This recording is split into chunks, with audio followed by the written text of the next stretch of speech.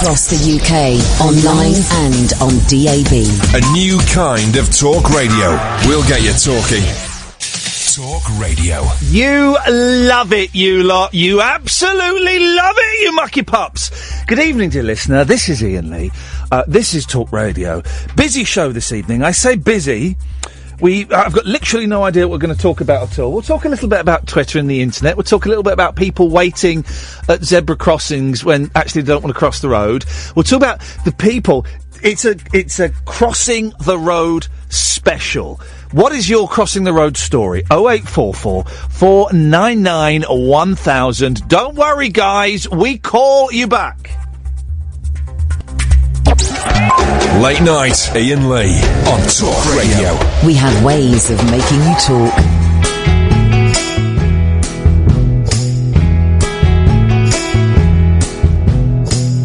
I'm so glad that I got her to think of. She's fine as any Valentine. I think about her all the time. Cross my heart and hope to die. She sends me silly messages and pictures, directing traffic in the mall, or buzzing with some brand new shoes. She never fails to surprise. She makes me laugh. She makes me smile. And I could hang out with her all day and night. She makes me laugh. She makes me cry. And I would like to be with her for a while. I'm so glad that I got her to think of. We'll have a dinner date tonight and play some Scrabble with the guys, and wear our pink party hats. Maybe I should take her on safari. You'll see us wave from our canoe, if that's what she wants to do. Tell me what's wrong with that. She makes me laugh. She makes me smile. And I could hang out with her all day and night. She makes me laugh. She makes me cry. And I would like to be with her for a while. No matter what else I do, she's still the girl I should hold on to. No matter whatever else I do, she's still the girl I should hold on to. No matter whatever else I do, she's still the girl. She makes me laugh. She makes me smile. And I could hang out with her all day and night. She makes me laugh. She makes me cry. And I would like to be with her for a while.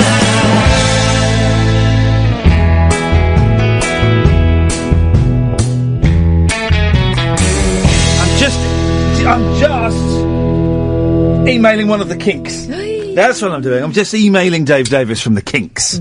That's... Whoa! Hey! Whoa! Whoa! Hey! We'll have none of that. I'm just emailing Dave Davis from the Kinks. He's coming on next week. It's going to be a pre-record. He wants his first suggestion. His opening gambit was 3 p.m. I said, "Whoa, Dave, can you do any later? Otherwise, I'm coming in at 3 p.m. one week to speak to Dave Davis of the Kinks, which would be an absolute honour and a pleasure and a thrill because he's one of the coolest men ever and just one of my absolute heroes." He's a nice fella as well, isn't he? He is yes, he is a nice fella. Mostly a nice fella. I don't know if we should be saying that. Maybe we should be bigging him up as a bad boy of rock. He's a bad boy of rock. He's a bad boy of rock. He was a very bad boy of rock. Was he? Very, very, very bad boy. I've asked any chance you could do it about 5:30. If not, I'll pop in at 3 o'clock to interview Dave with great pleasure. I flipping love that man. And I've interviewed him twice before. And I've very rarely do you get such He's never had PR training because he'll tell you anything. Good. He will tell you absolutely anything. Good evening, this is Iain Lee. This is Talk Radio. It's Catherine Boyle. Emma's through there. If you call up now, 0844 499 1000, Emma will take your number and she will call you back. Because that's her job. So we've been on a guest jag. Jag is... I'm on a jag at the moment. Jag is my new favourite word. Do you know what a jag is? I thought it was an injection. No. A jag, 0844 499 1000, is when you're like going through a bit of a phase. All right. So I was on a Young Rascals jag last week. Like a tip? No. You're thinking of a ragger tip. Yeah, I'm always thinking of a ragger tip. Well, good days. No. No, it's not a tip. It's like a phase. So if you like... I was on a 22-11-63 jag at the weekend. Oh, right, yeah. I caned it. And I went on a Living in the Dead jag. Right? It's got a fella that used to be in Merlin in it. I never watched Merlin. What I is didn't Living in realise. the Dead? I've never heard of this. Oh, I thought you might like zombies? it, but I wouldn't watch it if I were you, because it was nonsensical. Nonsense? I quite enjoyed it, no. But it was about, right... American or British? British. Yeah, we go. Man in the olden days. Yeah. Or is he? Oh, right. Right? Yeah. It was one of them. He was. But then someone turned up with an iPad. Oh. Yeah, there was that kind of vibe going on. So I had to watch all of them to see what it was about for the denouement. But it turned out that the big reveal was revealed nothing. Don't spoil it. Don't do a spoiler. Don't do a spoiler, because it's unfair. You can't spoil it because I don't know what it was. We once got in terrible trouble. And people think it was me, and it wasn't me. It was Daisy Donovan on the 11 o'clock show for ruining Sixth Sense. She gave away the twist. Everyone thinks it was me, and it wasn't at all. And then we got in trouble on Rise because it was Kate Lawler, and everyone thinks it was me. It wasn't. Kate Lawler ruined the end of the third Matrix. Although, to be honest, the Matrix makers ruined the end of the third Matrix by making the second, the third, and I'm going to say it, and boy oh boy, I'm not trolling. Well, I am a bit. The first Matrix. Rubbish. The only good thing in that is that woman in the PVC catsuit. The rest of it, utter bobbins. I sat next to someone in the cinema watching The Matrix who spent the whole, 2 hours, felt longer, going, is he awake yet? Yep. What's this bit? Yep. What's this bit? What's this? Oh, it was. What's that smell in here?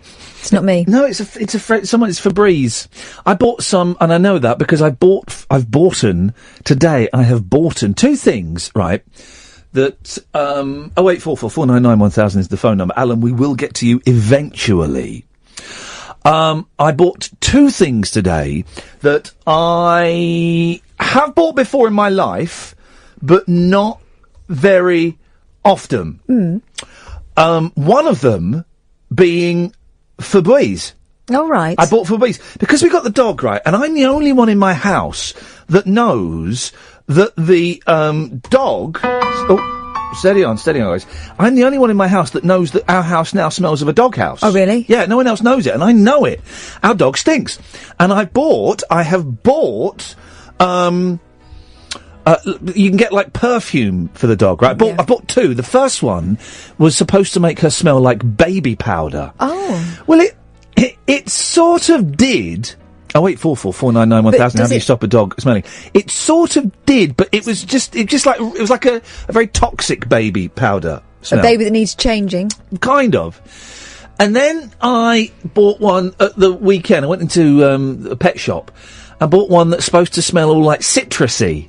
Right. Now, she hates both of these being sprayed on her. If you want to drive her nuts, spray her with this, and she starts rubbing her ears all over. So what, your dog smells like a lemon? Well, no, it still smells a stinky dog, and I was put loads of it on today. I was like, shh, and I had to hold her. I was holding her by the neck, and it still smells a stinky dog, and the whole house smells a stinky dog. So... Has she been done? No, it doesn't smell of that. That's a different scent. Well, I just wondered whether she was kicking something out. Maybe she's a teenager now. No, it's a different scent, and I've missed the window of opportunity to get it done. You have to get it done every 6 months. The dog comes into season, right? Yeah. And you've got to get it in the middle, and I've missed it, so we'll go for another one, and then we'll get her innards whipped out. I think they scoop around with like those long thin metal spoons you get with a Knickerbocker Glory. I think that's how they do it. I'm not totally sure. They get a bubble gum. Something pops out, yes. So I bought Febreze to try and make our house smell less of dog. Febreze neutralises Apparently. the smell. Well, I tried it in my car on the way in, because my car stinks, right? Because it stinks of dog and of boys and of my arse. Right? Because the pills I'm on make me produce inhuman smells.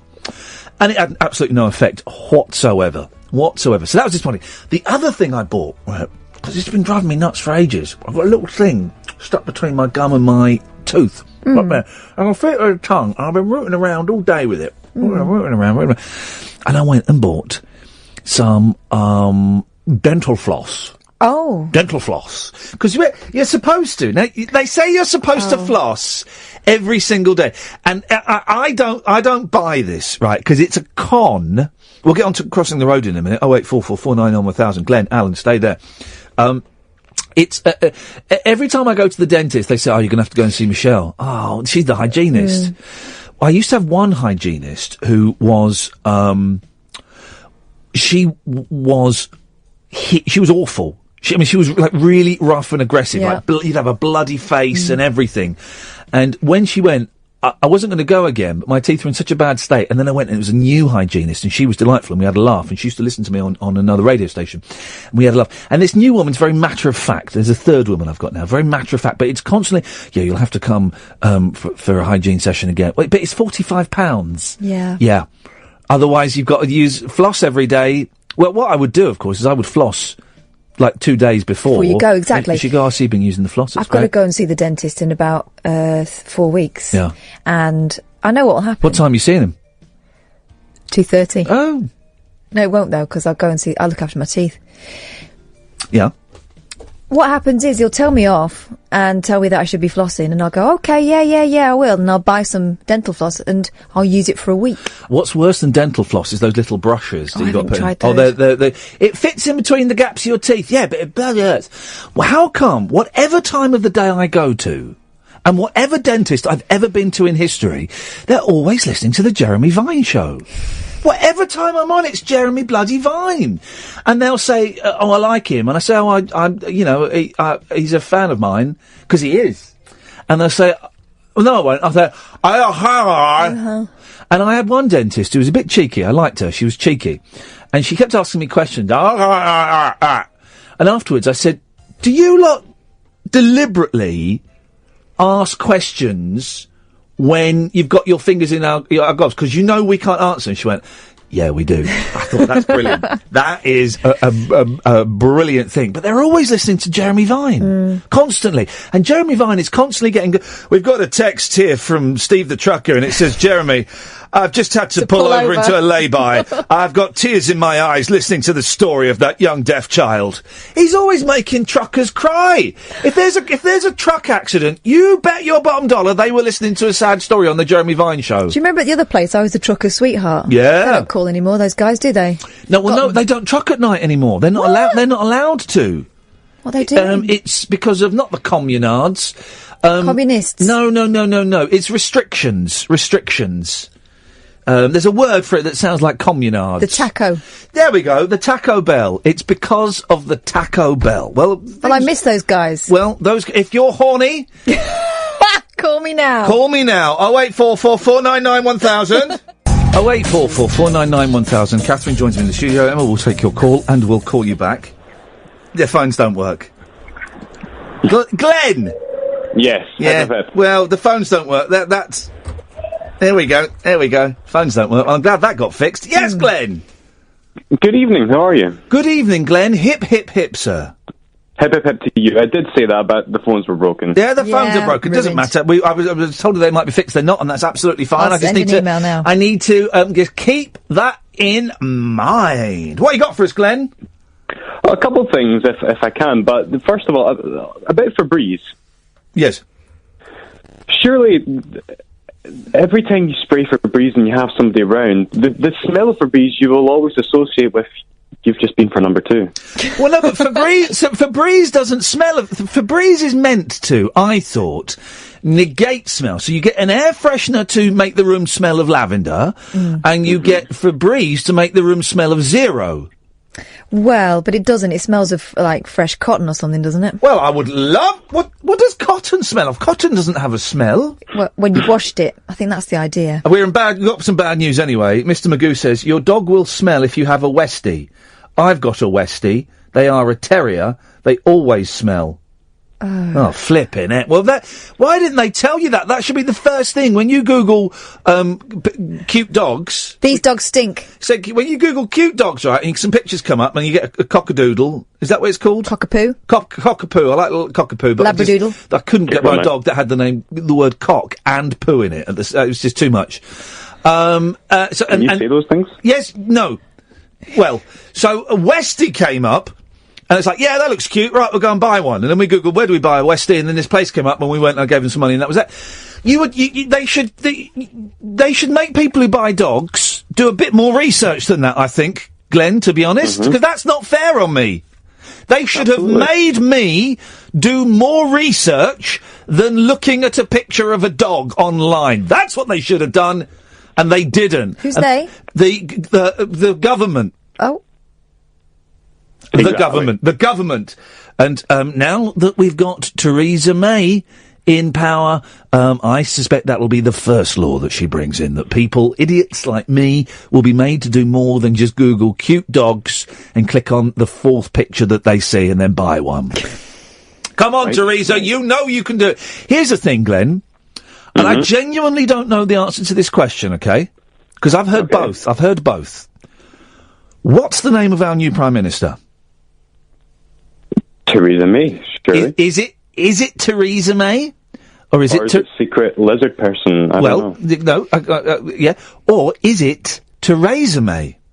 Because I've heard both. Yeah, they can't decide, can they? I have heard both. And here's the thing, I have never heard her say her name. This is the thing. She doesn't know. Ah, I've heard her say it, because that's what they said. What is your selling point? She said, I'm Theresa May. Well, but I've heard her say Theresa May. Oh, and this is the thing. tricky. She's doing that thing where she doesn't want to upset the electorate. So she's... the illiterate? She's hedging her bets. Hedging her bets. It's like the whole Farage thing, isn't it? Now, I know Farage. I don't know him. He's a horrible, slimy old git. But Farage rhymes with garage. Yeah, but I say garage and some people say garage. I've heard him say it. Farage rhymes with garage. So it's Nigel Farage. That is actually... It would be ironic if he went for the more French pronunciation. Yeah, exactly. Exactly. Nigel Farage. What other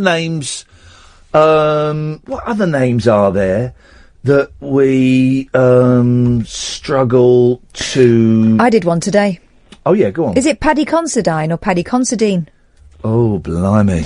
Because I was listening to Adam Buxton talking to the fella that... oh, gosh, his name's gone. From the IT crowd. Oh, yeah. With the hair. Richard Ayoade. That fella. Yeah. And he said Considine. But he'd been working with him. I would say Considine. Yeah. Here's one I struggle with. Let me have a go. No, I got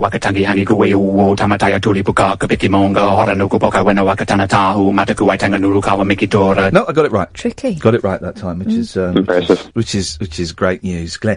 Exciting day in no, it's not. It's boring. Boris Johnson, Glenn. I knew he'd come back. I didn't know he'd come back this quickly. I was surprised and slightly deflated.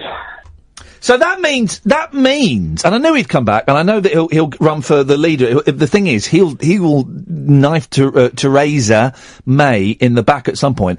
But the disappointing thing is, it means we thought Gove had beaten Johnson, but Johnson's beaten Gove. Yeah, in a long-term sense, yeah. Yeah, Johnson's beaten Gove. And since you had Limmy on, a lot of my Scottish friends have started listening to it, and we're all thinking that this will also cause the breakup of the union, which is another...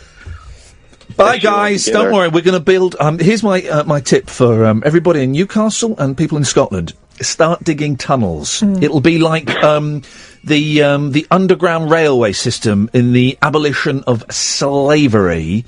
Underground tunnels is what you need to start digging, Glenn. So that when people come in, right, they come in and they go, oi, Glenn, I'd like to go down south.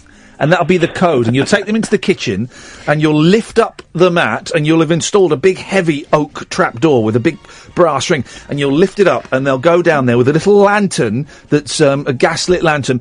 And they will then walk all the way to Newcastle. I think the traffic's going to be all one way. I think it'll be everyone going to Scotland. Well, yeah, it does mean, yes, in the middle of the night, Glenn, you'll hear little taps in the kitchen and it'll be a load of Geordie fella. Why are you, man? Which way to Glasgow?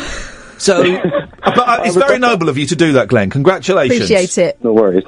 Thank you, Glenn. Can I ask you something? Yes.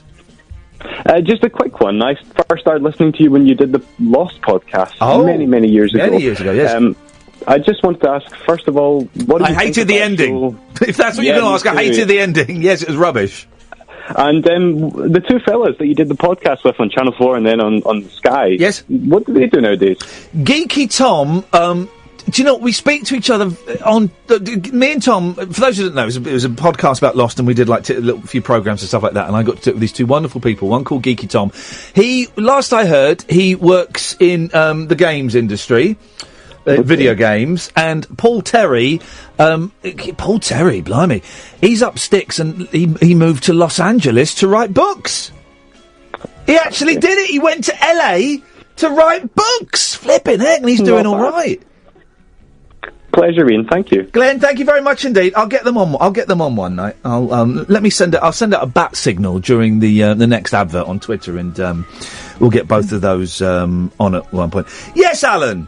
Hip hip hip! Hip hip hip! I've had a revelation about our new Prime Minister. There were too many R's and W's in there.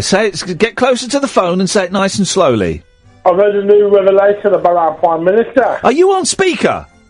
No, I'm on my headset. Oh, why? What are you doing with your hands? Because I'm on number 2. Oh. Are you really doing a poo again?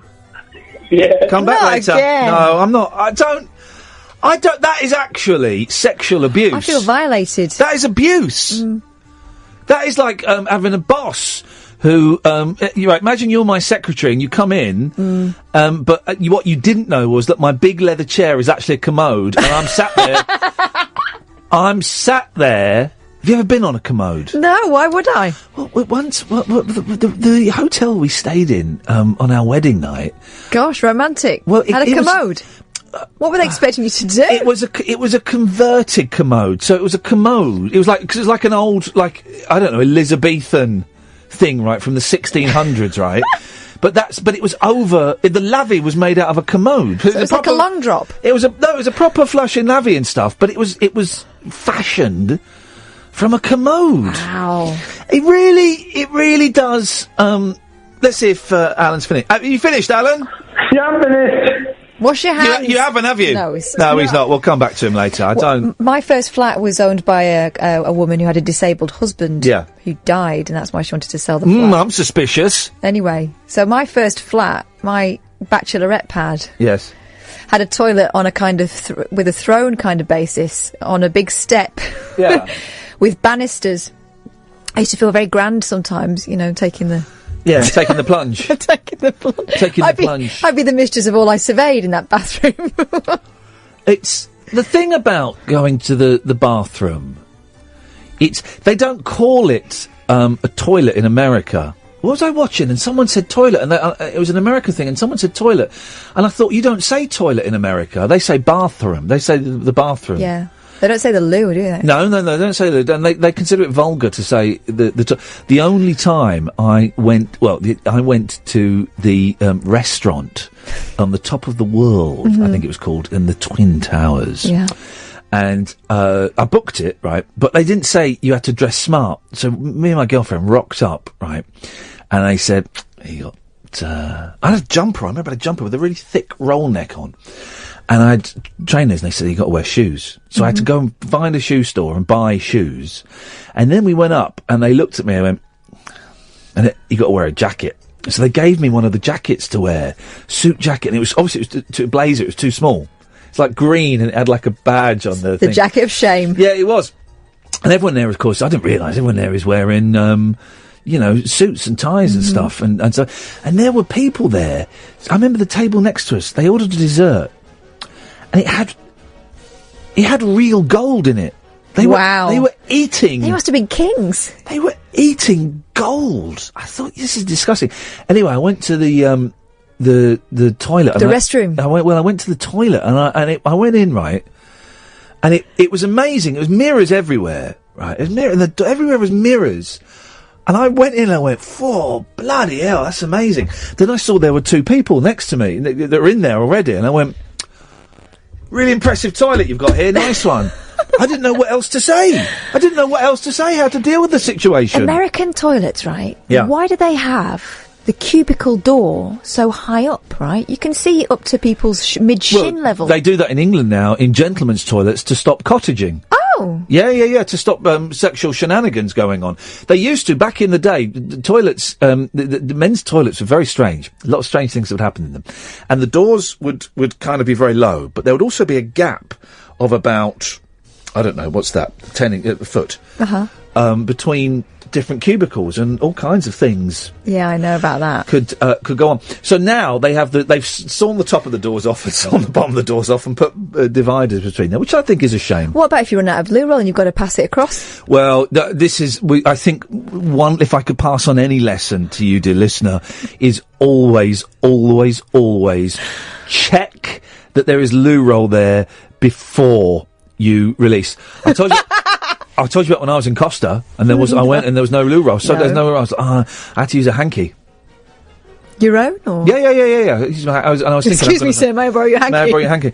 Let's try and keep it above the waist for the rest of the show. Get back up. You've dragged us down into a horrible thing. 08444991000. We are so we've been on a guest, but Tom, Rocky, and Alan, stay there. We've been on a guest booking jag, and we've been emailing all kinds of people. The attainable, and let's be honest, Richard Carpenter is probably going to say no. But you never know. You never know. So we've just spent the hour before the show just going, right, who can we ask? Oh, let's ask Richard Carpenter. Let's ask Neil Innes. Let's ask Dave Davis. And David's got back, So we sing who we can get on the show. I've just emailed my friend in New York, this young woman Amanda Nazario, who does this programme on WFMU. Right, which is, she does it on like a sort of little, I think a digital sister station, right? And it is the best, her show is the best music show I have ever heard in my life. Partly because she plays like a lot of really good 60s music that I like, but also because it's a lot of really good 60s music that I've never heard before. And the number of bands she's got me into, and she'll play a lot of it on vinyl, and she'll go, I've just been to the record store today and I bought this, and it'll be like this really scratched, battered, crackly old record, and you're like, flipping, it's brilliant. She'll also play a load of stuff that I hate. But I'm not listening for a while, actually, because this change in lifestyle has not made it possible. But what's brilliant is she will, she might play like two songs that I absolutely hate, but then I know I'll like the third one. And it's brilliant. And I got really into her when I was at Three Counties, and it made me braver in the songs that I chose to play. Thinking, well, if I like it, then other people might like it. So we would kind of just put stuff out there. She's going to come on Monday or Tuesday, I think. Oh, brilliant. I would love to speak to her. She's brilliant. She's been really helpful as well. She went and recorded this show that Mickey Dolans and Peter Noon were doing for me. And she's brilliant. She's such a nice woman, and her show is genuinely... She should be... I've got DAB in the car. I've dipped into 6 Music, and I just can't get it. I'm going to keep dipping into it, right? Because I know a lot of people I respect really rave about it, but I don't get it. But she should be on there. This is my ambition: is to get her a gig on 6 Music. It won't ever happen, Amanda, if you're listening. But we'll keep on plodding away. My husband listens to 6 Music, and it drives me nuts, because if he borrows my car, or he's been in the kitchen and changed the radio, it's always 6 Music. Yeah. And I'll turn it on and I think, I can tell what this is straight away, because it'll be something weird. But you can get sucked into things, like... and Sean Keaveney's really funny. Shawnee Diamond. He used to be my... Have you ever heard the Cerys Matthews show? No. Because she'll go, all right, now we're going to play something from... and she'll play something really random, which just sounds like Pinocchio having a fight in a dustbin. Yeah. And it goes on for 6 minutes, and I'll go, sensual grooves there from... and She's good. But... That's a good voice she's there. Well, I listen to her a lot. I can do Cerys Matthews' voice. Well, I'm Cerys Matthews, and no, she's a Just say, bit more in the back of the throat. No, this one's from the favelas of Rio de Janeiro. I was there with some friends 2 years ago. Oh, I've gone into Irish. No, you've gone into the lady from the Cardigans. You've gone Swedish. Oh, gosh. Let's bring Rocky into the conversation. Good evening, Rocky. Hip, hip, hip. Hip, hip, hip, Rocky. By the way, Ian, you were more Howard Marks than what's her face, Matthews. What? With your Welsh accent there. What? Say that again. Say that. What did you say? Is it Cerys Matthews? Cerys Matthews, yes, from Right, so your impression of Cerys Matthews sounded more like Howard Marks. I've met both of them, so it's possible. Nice. I interviewed Howard Marks. He's left us this year, eh? Yeah, he did. I interviewed. He came on Rise, and which was the breakfast show we did on Channel 4 years and years ago. And I was the viewer. I was still smoking a little bit now and then. And I went out to have a cheeky little roll up, and he's there 5:30 in the morning, massive spliff on the go outside Whiteley Shopping Centre. Get on there. That right, listen, I'll tell you why I'm phoning, mate. Right, and there's a wee bit of backstory to this, right? As I've told you before, our paths went different ways. Never heard you for years. Found you again, right? So I'm listening, and by the way, I have to say I'm a perfectly happily married man, right? Okay. So I'm listening to you, and then this lassie comes on, this voice, and I'm like, oh my God, who's that? Yeah. Turned out to be Kath, right? Oh. I wanted to phone up and say, by the way, her voice is absolutely beautiful. But by the way, if you want to know what Kath, hang on, Rocky. If you want to know what Kath looks like, if you go to Periscope, she looks tiny. She looks tiny. Look at her. She's wee. Don't worry. But I'll tell you what happened. To somebody, was it Luke that used to draw the portraits? Oh yeah, Luke. Yeah. Right? Would you remember the night that he sent you a picture of himself? Right? Yes, I do. Yes. And you started giving him a tight, saying, "Oh, aye, this is you've got a wee thing for Kath." Blah blah blah. Yeah. You made the guy out to be a creep, and I thought, right, I'm not phoning now. I'm not mentioning Kath's voice now. No.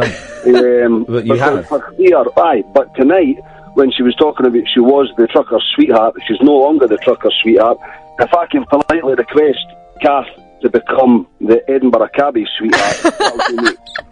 Gosh. You all right with that, Kath? Wow, I was in Edinburgh last weekend as well. Would you it's right, supposing Kath's in the back of your cab, right? Yeah. And you take her from I can't remember. I can't remember anywhere in Edinburgh. So long since I've been there, but I'll be up there I'm coming up in August for a couple of nights. Aye, good. If you take her from Sauchiehall Street, from Glasgow, yeah, right. To the castle in Edinburgh. Right. Excellent. And then she goes, Rocky, I'm sorry, I've left my wallet. Whoa. At home. And you turn round and you said, aye, lass, dinny worry. You can give me. We have ways of money not being important around here.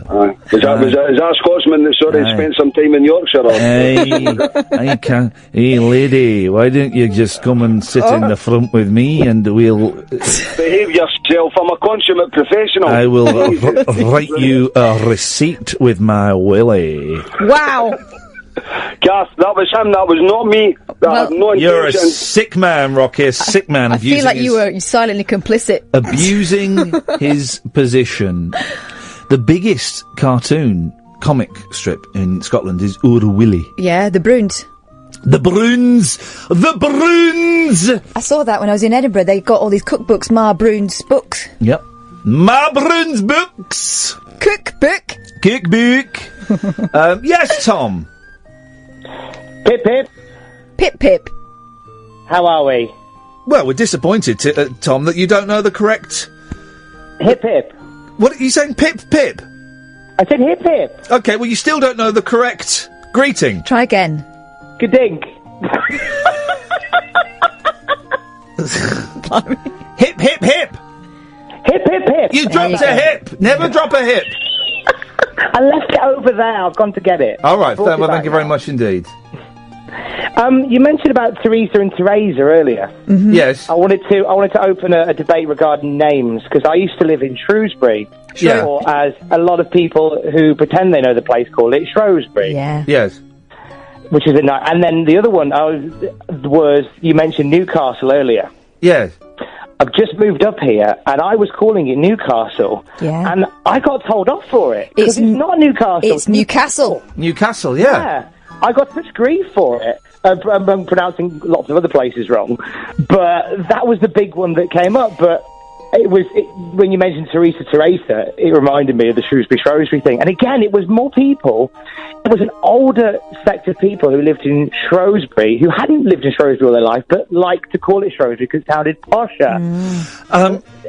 Why don't we... There's a brilliant Limmy sketch, as there always is about this, where he highlights how newsreaders will say... There was a bomb today in Uzbekistan, and they'll do the accent of the place, but they don't go, there was a serious car accident in Glasgow today. They don't they don't do that, do they? No, or Madrid. It's a weird... I wonder if we can... let me find it, because I want to play a bit of it, because it's very, very funny. It is funny. But it might have swears in. But we've got a dump facility. Don't know if that'll work, because the blooming phones don't. Let's have a YouTube. But yeah, there you've got to you've got to say Newcastle, have you? Newcastle, yes, and they insist on Newcastle. Yeah, let me just see. I'm typing it so we can. Because it's a Newcastle, not a Newcastle. It's a Newcastle. Yeah. All right, here we go. Let me try this. This might have swears in, so I'll dump it if it does. I think we're all right with this one, actually. This is here we go. American forces in Afghanistan have came under some of the most intense fire since the beginning of their campaign in a town only 5 miles from Kabul. Did you hear what I said there? I said Kabul. Kabul. Not Kabul, like we would say over here, but Kabul, like they would say over there. Impressive, isn't it? Of course, you wouldn't hear me say this. The Netherlands will tonight go to the ballot box in a crucial vote that could spell the end of the notorious red light districts of Amsterdam. Or the President of America will later today attend a memorial service at the site of the World Trade Center attacks in New York. Or a fire has broke out on a North Sea oil rig just off the coast of Shetland. The Shetland Islands up there in Shetland. No, that would be silly, wouldn't it? I only do it for places like Kabul. Brilliant, isn't it? Isn't that beautiful? I think news would be better for doing that, to be perfectly honest. Just drifting from 1,000 accents, it'd be a wonderful world. That's such a good sketch.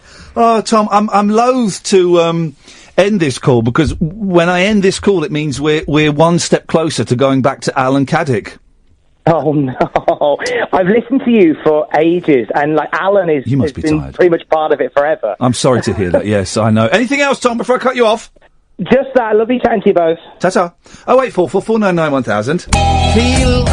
feel it's important to stress for those who... I can always mention it too late. The podcast, I noticed yesterday, had slipped down to number 50 in the iTunes chart. This is unprecedented. These are dark, dark days for everybody here involved on the Iain Lee show, or late nights with Iain Lee, as they would have it. So we have to reverse this trend. So first of all, go to iTunes, type in Iain Lee Talk Radio, and download and subscribe to the podcast. To make it even more delicious for you, I know some of you weren't subscribing to it because you had listened to the first hour, and a lot of it was cold from the first hour and a half of the show. That is, we're trying something a little bit different, and basically the podcast is pretty much the last hour of the show. Yeah.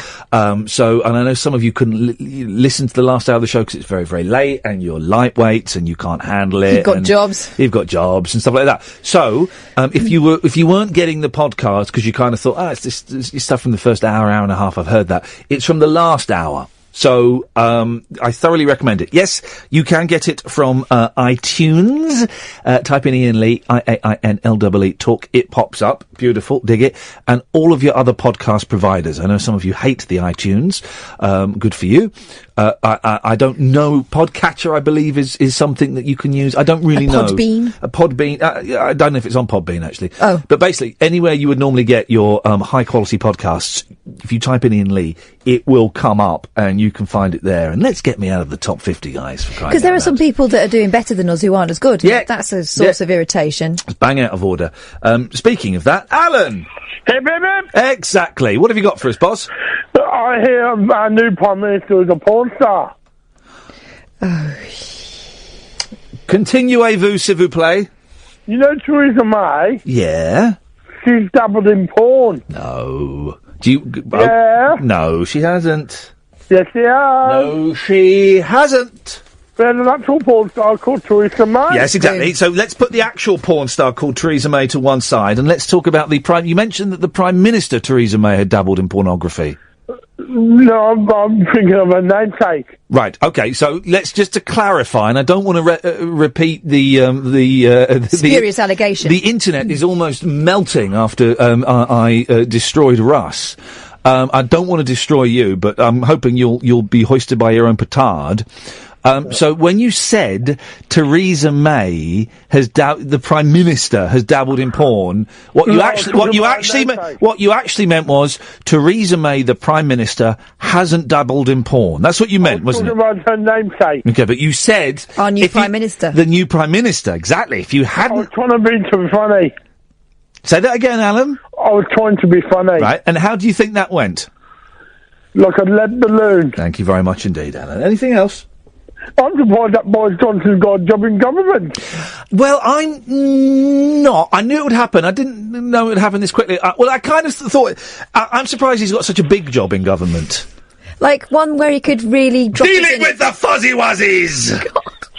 Hello! Dealing with the fuzzy wuzzies! They don't like it up them! Yeah, exactly. You know, how many racial faux pas has he made in the last 6 months, for crying out loud? What did he say about Barack Obama being part Kenyan? Oh, so he'd have of course he's got a problem. Of course he's got a problem with Britain. He's part Kenyan. He dropped himself in it with Liverpool, for God's sake. Here's the interesting thing. He won't be dealing with Europe. He won't be dealing with Brexit. There will be a specific Brexit minister. That's David Davis' job. Dave Davis from the Kinks will be the Brexit minister, and he won't be reporting to Boris. He'll to Boris Johnson. I hate this. We all call him Boris. Like he's our mate. Yeah, so he's all cuddly and friendly. No, my good friend Paul Scoynes made me aware of this. When he was the Mayor of London, I would do my darndest to refer to him as Boris Johnson, the Mayor of London. And so I'm going to call him Boris Johnson, the Foreign Secretary, because if we call him Boris... Oh, it's only Boris. Hello, fuzzy wuzzies! They don't like it up them! They don't like it up them! So Dave Davis from the Kinks, who is the Brexit minister, will not be reporting to Boris Johnson, the Foreign Secretary. He will be reporting to Theresa May, the Prime Minister. The Prime Minister. But that means Johnson beat Gove. Just when you thought that Johnson had knocked his king over in the political game of chess, he went to knock it over, but before it landed on the chessboard, he caught it and did a quick move over Gove and went, checkmate! Oh, yeah. That's one in the eye for Michael. Well, and one in the ghoulies. Back to porn stars, Alan. No much, Ed. I wonder if Michael Gove would succeed in the pornography industry. See, Michael Gove. There are spoofs there are adult spoofs of pretty much everything. I saw an adult spoof of The Office once. What was it called? Oh, it was called, I don't know, Having It Off in the Office. Having It Office, something like that. And one of my friends was in The Office, so... Was he in that one as well? Well, no, there was a bloke who looked like him, though. That's a bit Mackenzie weird. Cook? Yeah, exactly. And it certainly ruined my evening. I once saw one that was a spoof of Alien. What was it called, Kat? I can't remember. But I remember the tagline was, in space, no one can hear you.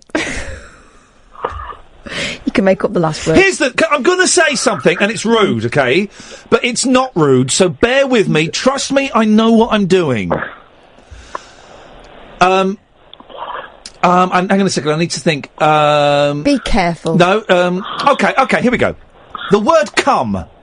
C-U-M. Cum. As in, I went to a record fair. It was a Beatles cum 60s record fair, Yeah. right? Why are they using that word? Don't they? It means like it was something and something, right? It's kind of. Yeah. Why are they using that word spelt that way? They know what that means. Did they do it first? Well, they might know the rude version, and I can't even say the word when I mean the rude version. Came first, and then someone for a laugh. What are you doing? What are you doing, Alan? This isn't a sex line. No, I thought you meant talking about white liquid. Oh. Thank you very much indeed. Milk, of course. So, this is a genuine thing, and I was thinking about this the other day. So, I'm not, Noah and Gary and Jonathan, two of those people are the same person. Stay there, I will come to you. 0844 499 1000. And this isn't me being, crass and grit. This popped into my head the other day, because I saw the word, and you get it, don't you get it for towns, names as well? Yeah, Cholton cum Hardy. Sorry? Cholton cum Hardy. Well, that sounds like, well, No, it does, actually. It's real. Real life, real London, proper busy. But why do they use that word spelt that way? Because you look at it and you go, it's weird, isn't it? Come. Yeah. Why? It must be old. Well, that's my problem. Very old. Gary.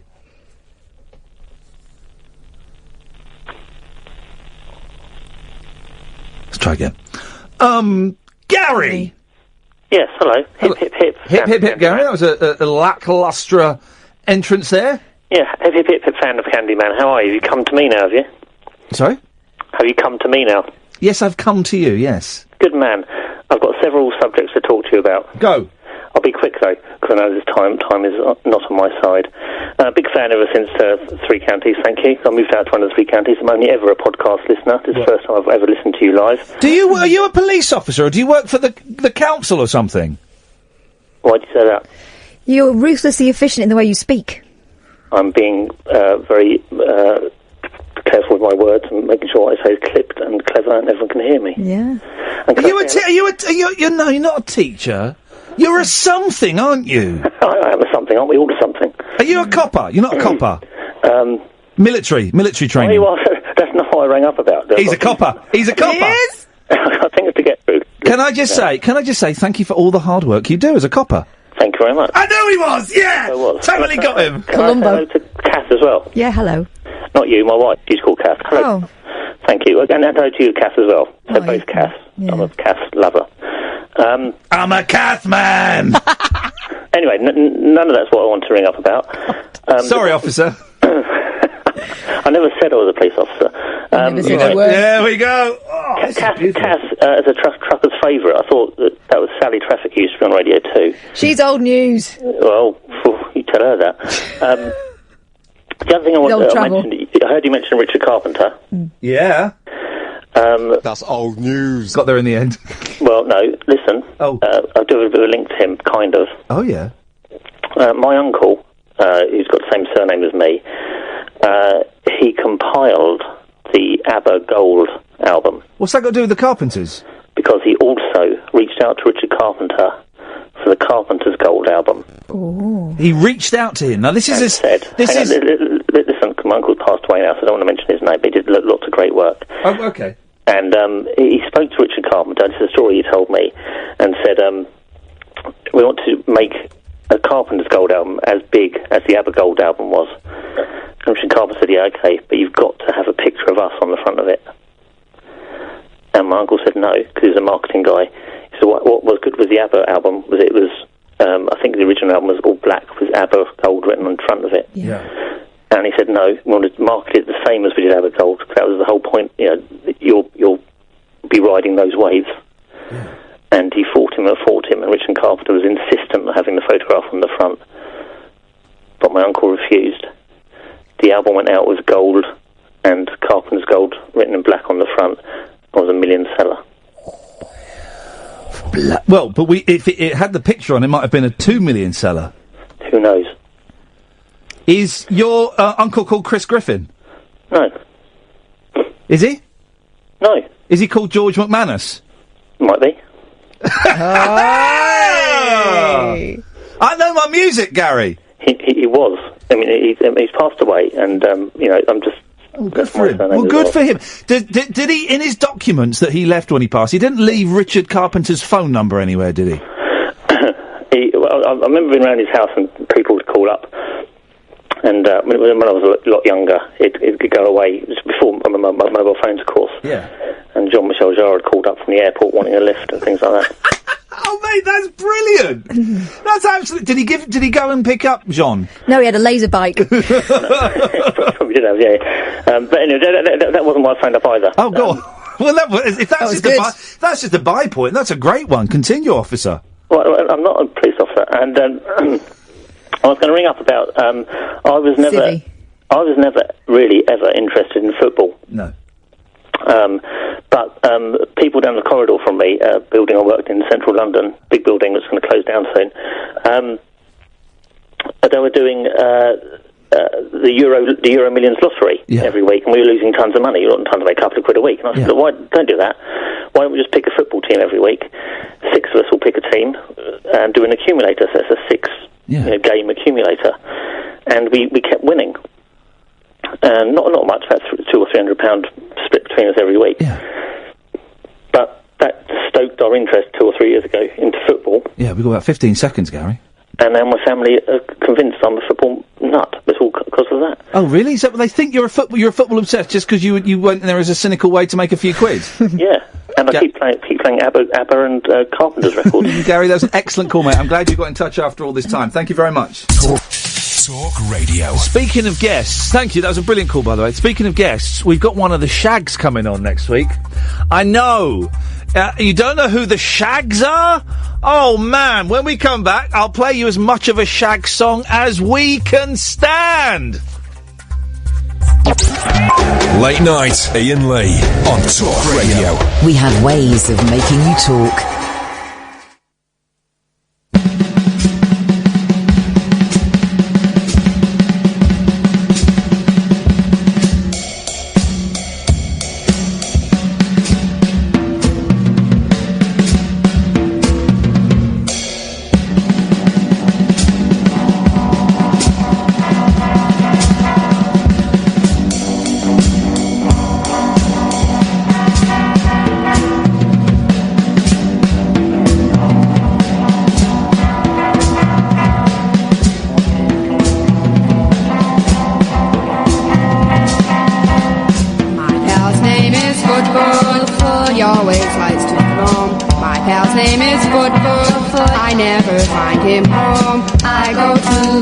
They're coming on next week. Beautiful. My Pal Foot by the Shags. The Shags, we've got one of the Shags. Dot is coming on next week, ladies and gentlemen. We'll be asking her about My Pal Foot. My pal Foot, now he has no home. Where will Foot go? What will Foot do? The comments underneath, this is from YouTube. That drummer sounds like she's building a shed. And Jeffrey has posted, man, that drumming, I swear, some of those fills are illegal. She needs to look out for the polyrhythm police. Where will be Foot, why won't you answer me? Foot, wherever you are, I want you to come home with me. Why won't you answer me, Foot? Yeah, so can't hear anything anymore. Exactly. Well, that's we've got Dot from the Shags is coming on next week. Imagine. One day we get Dot, the next day we get Richard Carpenter. I mean, it is from one to t'other. Gary, you're back! What happened? Oh no, hang on, it says Chris now. The phone system's gone funny. Is this Chris? Oh, hello. Hello, who's this? It's Chris. It says Gary on my screen, and then when I touched you, it said Chris. Something is wrong. What you got for us, Chris? Oh God! Right, I wasn't ready. I thought. Oh, do you want me to go? Well, I thought it was Gary that was coming back. Do you want me to go to someone and come back to you? Yeah, go on, mate. All right, fair play. Lay him on some thinking time. Let's go to Jonathan. Good evening, Jonathan. Evening. Evening, Jonathan. Have you ever felt like you're living in a 6-part BBC One adaptation of a Ben Elton novel? Go on. Because I do. I mean, I just look at the world around me, and it's absolutely crazy. Yes. It's completely... I mean, I'm too not... many blacks and homosexuals for women, you. Yeah. Women running the country. No, I wouldn't be surprised to wake up tomorrow and find out that Jerry Adams is the new Doctor Who. It is that crazy, this third rock from the sun at the moment. Yeah. Absolutely. It just beggars belief. What in particular, Jonathan, has got you all a giddy? Well, it was something that a friend of mine mentioned on one of his podcasts last week about the new Star Trek film. Oh, yeah. Coming out? Yeah, there's a gay Sulu, is that it? It's not so much the gay Sulu, it's just... In Star Trek Generations, it was established that Sulu had a daughter. Yeah? Yep. Oscar Wilde had kids. Oh, hang on, no, because I can deal with this. Hang Go. on a minute, Go. and I'm just thinking... The only way to rationalise that with the character development of Sulu is if it turns out he's bisexual. Right. Because if he isn't, and you have to jump through all these convoluted hoops to figure out Sulu is gay and has a daughter, it doesn't speak well of the future in Star Trek, because it's meant to be utopian where everyone is open and accepting about who they are, identity, and people don't have to live a double life. Yeah. Well, can I tell you? Because I've actually, bizarrely, I was reading about this today. Yeah. It's an alternate timeline. I understand it's an alternate timeline, but it's not the Sulu that you know. It's a different Sulu. He's even born 3 years later. But there has to be some sort of logical consistency. Well, no, there doesn't. It's a different. It's a different. It's not the same Sulu. It's a different Sulu. I get that it's an alternate reality and that, but there has to be some sort of underlying. It has to be grounded in reality. Yes. The Star Trek has to be Star Trek. Talking about alternate realities and alternate timelines has to be grounded in reality. Is that what you're saying? The character development has to be. Does he have children in the alternate timeline? I haven't seen the right. Well, it's a different. In the original timeline, he had a daughter. Yeah, but it's a different. It's a different Sulu in a different timeline. I get that. But we don't know if he's got children in the. First of all, gay people have children sometimes, and secondly, we don't know if he's got children in the alternate timeline. It's just that it's so illogical because it messes with an established template of a character that's been around 50 years. And if you want a gay character in Star Trek, fine, create a new character. Don't mess around with established ones. But it's a different. It's a different. No, Jonathan, you're completely wrong on this. They're not. Well, in many ways, they are literally rewriting history, but it's not Sulu. It's not George Takei. It's not the Sulu that you've seen in the other Star Trek films. It's a different Sulu. So it can work. In theory, it can, but you have through so many logical or illogical. It's an alternate timeline. How many? I mean, that's a massive leap anyway.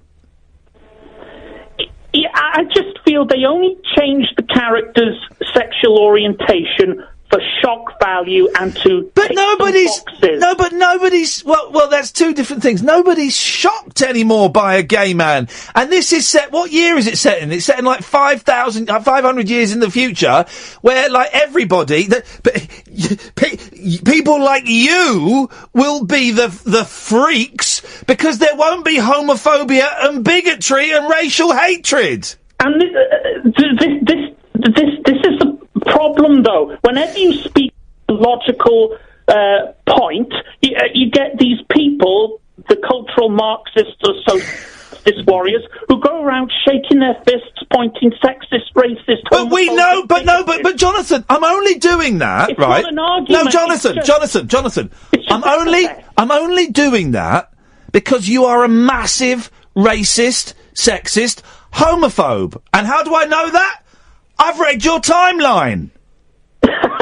Are they pressing charges? I'm a misanthrope. I'm a misanthrope. You keep saying that. You're not. You're a racist and a homophobe and a sexist. This isn't about me. This is about. No, it is. It is. Childhood. Jonathan, it is because you've just picked me up for calling you a homophobe and a racist, and you said, "Oh, everyone throws that back," but you are. I am correct in that. It's not correct. Well, I've read I'm your a misanthrope. timeline. You're anti-Semitic. You're homophobic. You're racist. Anti-Semitic. Now that's a new one. I've read your timeline on Twitter. It is poison. You've read it, but you don't understand it. This isn't about me. But no, but it is. But Jonathan, that's the point. There's much lack of imagination in people today that they can't even come up with an original character. It is about you. I wish I had a fader. It is about you because I said that in the future there won't be homophobes and racists. And you said, well, everyone throws that around. That's a lazy argument. What I've said isn't No, what you said isn't homophobic, but you are a homophobe.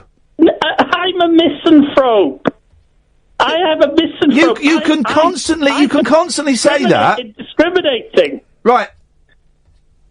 Are they? Before I go any further, are they pressing charges? What? No, not at the moment. No. No. Okay, not at the moment. But the police have spoken to you about the abuse that you send on Twitter. Well, it's a free country. Well, no, but it's not free. It's not a free country. It's they do if you send it directly to them, or if it's a public forum.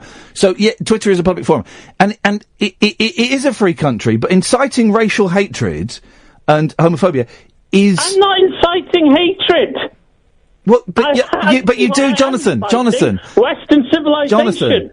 Jonathan, I've read your timeline. What you tweet is poison. For lefties, maybe, but not for the vast majority. And to black people, and to gay people, and to women. You've made it about me. I wanted to make it about how lacking in originality that people in Hollywood are. No, and all I'm saying is social agenda. No, what I'm saying, but Jonathan, you're ignoring. Can you put calls on line 7 instead of 8 because they keep coming up with Gary? But you're ignoring. I've explained it. It's explainable within the world of Star Trek. It's explainable. It's an alternate timeline. It's not the same Sulu. It's a different Sulu. It's a completely different person than the Sulu that we've grown up with. So I've explained it, and yet you won't accept that. I won't accept it because it's clearly a device by Hollywood to push a social agenda, and if they really wanted a gay character, just create a new one. You've retweeted something. I think it's a picture of Angela Merkel with the caption, "I must get more Muslim murderers, rapists and terrorists into Europe before someone stops me." I was talking about the feminist. Here's another one. Here's another one. Turned it into a personal slanging match. Here's another one. You've retweeted the feminist answer to Muslim rape gangs. We must respect their culture. Well, that's what feminists say, but what does that have to do with the new Star Trek film? Because if you go back to what we were saying, I said in the future there won't be homophobes and racists because there won't be, because people will. You were trying to make a point. No, anyone Jonathan. that disagrees with Sulu being gay or Ghostbusters being women, that they're somehow homophobic or bigoted, misogynist, whatever. And it's not that. No, Jonathan. But Jonathan, here's the point. Here's the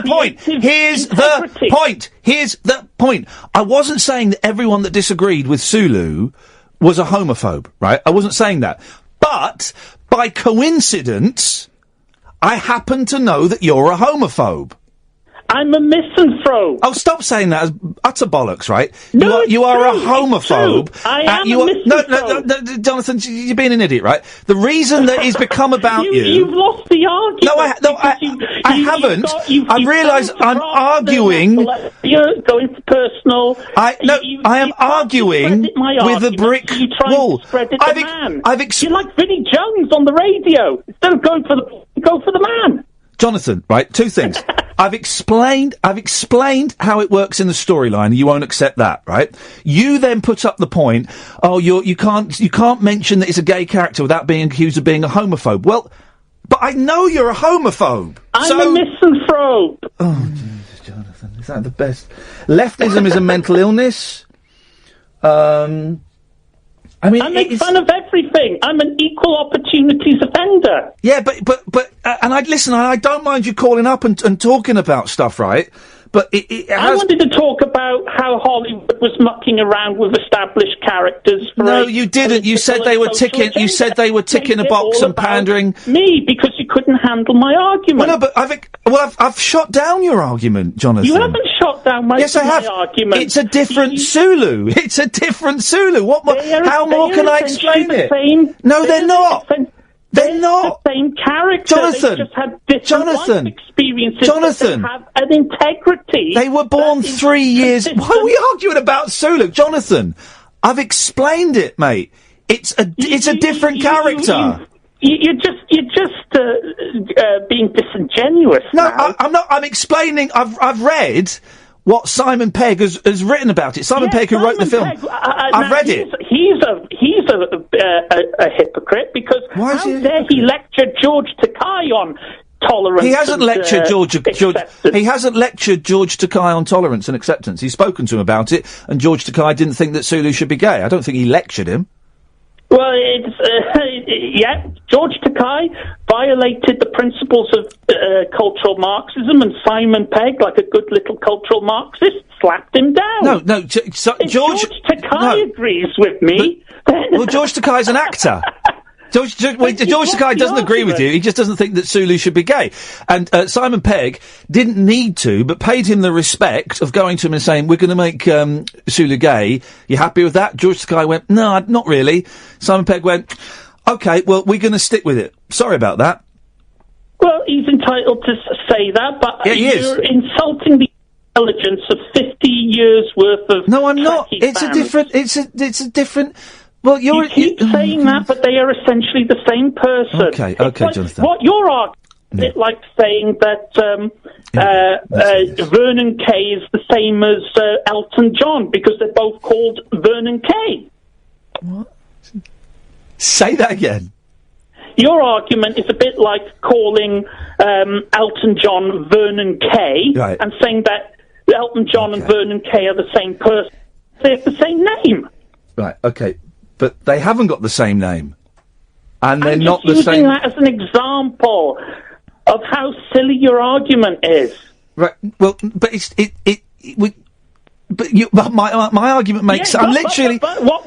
You're I'm literally... I tell you, I am lost for words. I tell you why. Because I get better intelligent arguments from my 6-year-old son than that. That literally makes no sense. Oh my, you do have whatsoever. to bring your children into it. Oh my, how I like you, but I do feel sorry for you because I don't like you.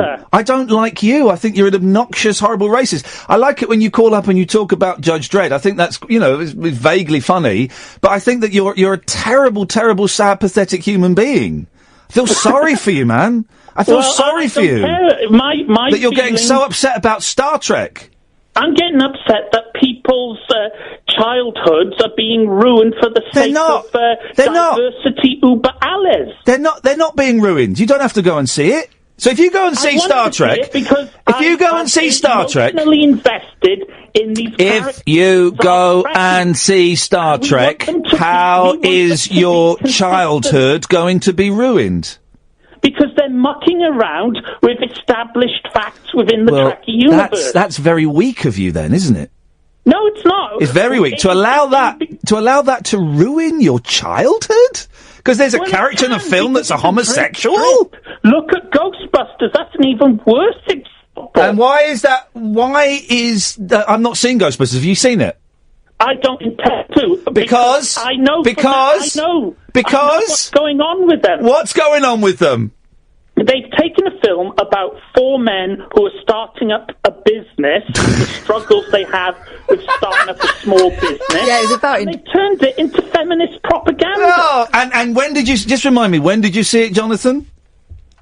Everyone can see it from the trailer. Replacing 4 men with 4 women for the sake of... when did you see the film, Jonathan? I said the trailer. Thank you very much indeed. I mean... Someone spiked my brew. I did. Fair play. The Vernon Kay and the Elton John thing. I was literally speechless at that point because I had not a clue. Oh, I enjoyed that. Thank you for that. 0844 499 1000. 0844 499 1000 is the phone number. We call you back. Triss is on the line. Good evening, Triss. Hip, hip, hip. Hip, hip, hip. Triss, what you got for us, boss? Good God, there's so much to get upset and wound up about in the world at the minute, isn't there? A gay character in a sci-fi movie. Yeah. But it's ruined his Good childhood. Lord. Ruined. Yeah. And, I mean, don't tell him we've got a female Prime Minister. Yeah. They'll be able to drive next, these women. You watch. Yep. It's not. I don't know what I was going to phone in about now. He's wrong-footed me. Well done on the Shags. I'm very excited about that. Yeah, very excited. We've got Dot from the Shags is coming on one day next week. We are over the moon. That's going to be a story and a half. Oh, that's gonna make the show. That I'm really looking forward to that. Yep. I'm fascinated by it. I phoned you up the other week about them. Well, you planted the seed. Yeah, you reminded. You planted. We used to play them at the old place, but you planted the seed. So thank you, Tritz. That's all right. No worries. I was going to phone up about T-Rex. Oh yeah. I bought my first T-Rex album today. With the times and all that. Greatest hits. No. The first two. I don't do greatest hits. Well done. Well, okay. I'm all or nothing. All or nothing, Yeah. mate. Dive in straight at the deep end. I've got their first album. What do you think of them? Now, have you got T-Rex or Tyrannosaurus Rex? No, it's T-Rex's first album. So Rex. I'm not a fan. I mean, Get It On is a work of art. It is one of the greatest pop songs of all time. But I'm not a fan. Although he is, there is one song where the title he mispronounces the word, right? So the song is Metal Guru. But everyone says Metal Guru. But it's Metal Guru. Right, yeah. Metal Guru. Hey, go on, play Metal Guru. What do you mean Metal Guru? As everyone says it. So I respect him for that, but I'm not a massive fan. What do you reckon, Tris? I found it quite odd. I mean, I think Jeepster's a great track. Yeah, it's a good one. It's very, very folky. I was quite surprised by how folky it was. Little claim to fame my dad has. My dad walked past Mickey Finn once in 1970. He was the other one. That's right. But he was. But the first couple of albums, when it was Tyrannosaurus Rex, they were folk albums. Wasn't one in the Perfumed Garden or something like that? I don't really know. Yeah, that's right. I think that was their third or fourth album. Yeah. But my dad sported a big beard, and Mickey Finn walked past him and complimented him on his beard. Oh. And from the second T-Rex album onwards, he had a beard on every cover, and my dad takes full credit for that, for shaping early 70s pop history. Oh, good for him. I walked past a man the other day, an old fella, in a really ill-fitting suit, very baggy suit, and he was bald, and he had horrible teeth. And I saw someone grab him, and the bloke went, "Oh, go on then, be quick." And they took a selfie, and I thought, ooh, I know, who is that? It was, and then I realised it was one of The Clash. Not a big Clash fan. Well, this is it. I then tweeted, "I've just seen one of The Clash." And someone tweeted back, if he was wearing a hat, it was Paul Simonon. And if he wasn't, it was, Mick Jones. Is it Mick Jones? Mick Jones, yeah. And I said, it was probably Mick Jones. And then someone else tweeted, if he looks like that bald character with bad teeth from On the Buses, then it's definitely Mick Jones. I went, yeah, it was Mick Jones then. And if he's got a terribly small head, it would be Top of Heaven. Oh, well, there you go. I sat on a train next to another train that had Paul Simonon on it. But, I never got The Clash. I never got them. I like, he's in love with the rock and roll world. He's in love with the Jesse Jones world. I like that one. Janie Jones, yeah. Janie Jones. I like White Riot. Yeah. And, they had another one that was quite poppy. Not Should I Stay or Should I Go? Not, London Calling. White Man in Hammersmith Palais? Yeah, I'll say yes, just because I'm getting bored of me talking like that. But I never got The Clash. What you want to do? You want to go late to Clash? You want to go to their triple album, Sandinista? A triple album of a band I don't like? Are you nuts? Mate, it's world music. It's a trip. It's just what they did. I don't like world music. They basically It's 36 tracks. Yeah. Some of the tracks were written as they were being recorded, and all meetings had to take place in the spliff bunker that Joe Strummer built in the studio. Oh, yeah. And it is just, mate, it's brilliant. Some of it's recorded in Jamaica, some of it it's sounds in New awful. York. Oh, it sounds terrible. Oh, it's great. No. You're wrong. No, I'm right on this one, Tris. Anything else? No, that's my lot. Lovely. Let's see who this is. I don't. Is this Chris? Hello. Is that Chris? Yes. All right, Chris. Because the phones are a little bit crazy tonight, man. Hello, Chris. What have you got for us? Well, I was just. I don't know if you'll remember. I called you just over a week ago. My son was born and went straight into the special care unit. It was Callum, wasn't it? Bless you. I do remember. Yeah, well, that's how right. is Callum? So we've had a very topsy-turvy week.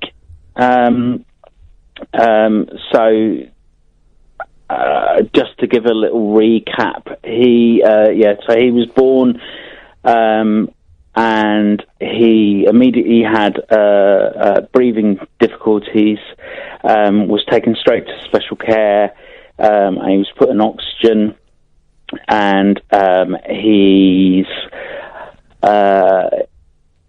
was doing really well. Yep. And on Friday, I had a conversation with the midwife, and he was doing really well, and they were slowly reducing the oxygen, and he was just sort of breathing, naturally, and they said, we're going to take him off the oxygen, and he went rapidly downhill. Yeah. So it was very scary. Yeah, it was a very scary kind of time, and clunky gear change, and he's now doing very well. Here we go.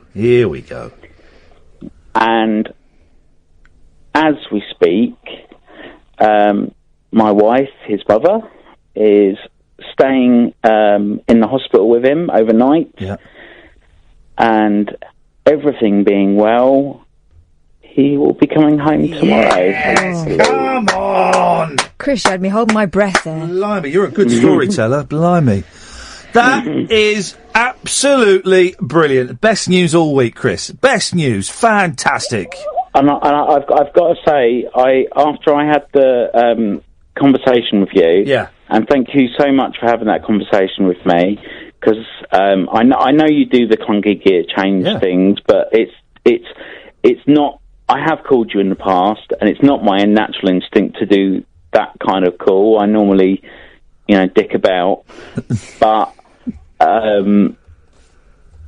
I went and watched the Periscope broadcast afterwards to see, because I know you mentioned the messages, and I just want to say to everyone that messaged, thank you so much. That meant so much to me. That was really, really lovely, and because I was on my own. Obviously, my wife was still in hospital, and as some people sort of commented, I just needed to talk to somebody, and in a weird way, talking to somebody that's not involved in the situation made it a lot easier to just sort of talk about it. So, can I tell you the good news? Much. No, well, the good news on my part means I can play this legitimately for the first time. There we go. That's the hip, hip. Hey, oh man, that is the best news. Do you know what? Here's another kind of weird, good side product. It means that baby is going to be watched by the hospital for a long, long time. I would imagine, which is always great. Which is actually really good news for parents. That you have Callum already has a relationship with the hospital, and they'll be keeping an eye out for him. Yeah, I mean, it's funny because the guys on the special care unit have been absolutely phenomenal. I have to say, I only wish that the same level of care had been shown to my wife, because she was, her recovery has been incredible, and she's been absolutely amazing. Yeah. But she wasn't very well looked after, I have to say. When my wife had a baby, the first baby, the midwives and the doctors, when the first, wonderful, she had to stay in overnight, and the overnight team were terrible. I had that as they well. told her off because she pushed the buzzer at 3 a.m. because the baby was crying, she didn't know what to do, pushed the buzzer, and a woman came and told her off and said, don't push the buzzer, wait for one of us to walk past. Well, I had to have help because they'd left my epidural in, so I couldn't walk. And I kind of got a bit of attitude when they told me to go to have my dinner, and I said, problem is, I can't walk. Yes. Well, go on, Chris. It's really weird. It's been, because Callum is our second. There's a 2.5 year gap. Yeah. And the difference between the experience we had the first time round and the second time round just speaks kind of volumes about what's going on with the NHS at the moment. Not to get overly political, but this is a really, really silly example. But I think it is a very clear indication of where we're at with the NHS at the moment. Because the first time we were there, when my wife was taken off to go for her C-section, and I was brought in, my scrubs to go into surgery with her. This time round, I had to go and get my own scrubs. I know it sounds really silly, but I cannot tell you how stressful it was, because they were like, right, okay, if you go into this room over here and you can find your scrubs, and there were 3 pairs, there were like 600 tops, and I'm not exaggerating, there were 3 trousers, and none of them in my size. So I don't know if it's a coincidence or not, but the nurses kept asking me to pick things up. So, they didn't think you were a surgeon, did they? That would have been awful. Well, Chris, listen, we got to go. There's a lot of love for you on Twitter at the moment. A lot of people in tears, my sister included being one of them, at your story. Absolutely brilliant. What time are they coming home? Do you know? He basically came sort of officially off every sort of tube. So I've got to quickly mention. Yeah, go on. I haven't seen my son without. I haven't seen my son without tubes running into him, and until today. So 9 o'clock this morning. Yeah. All the tubes were removed from him. Oh, sorry.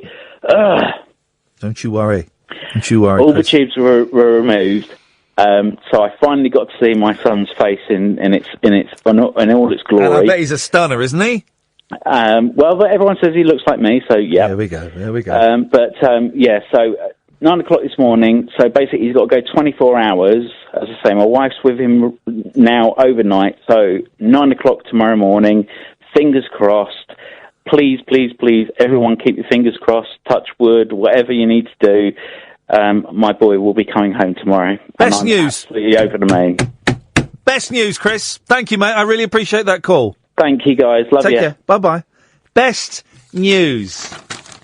Get ready, Emma, because I'm about to throw to a break. 0844 499 1000.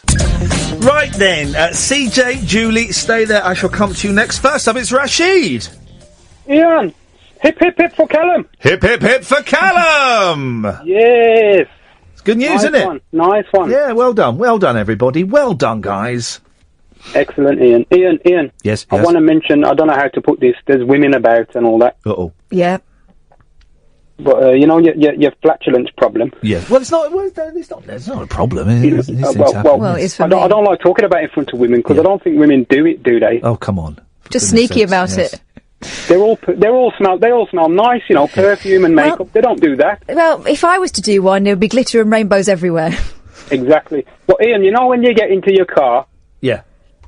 and like you've been driving along, and you've been like flatulating. Yes. And I relax. Yes. yeah. You know when you get out, I mean, your car smells, doesn't it? Yeah, of course it does. Yes. And when I let them out, sometimes they're very stinky. I say, "Puppa poi poi," yeah. What? Puppa poi poi. Now, if I say "Puppa poi poi" at home, they know it's a signal that one is a deadly one. Right, so I have to go, "Puppa poi poi." Anyway, when you get back into your car and sit down on your seat, does it come back out? Yes, of course it does. Yes.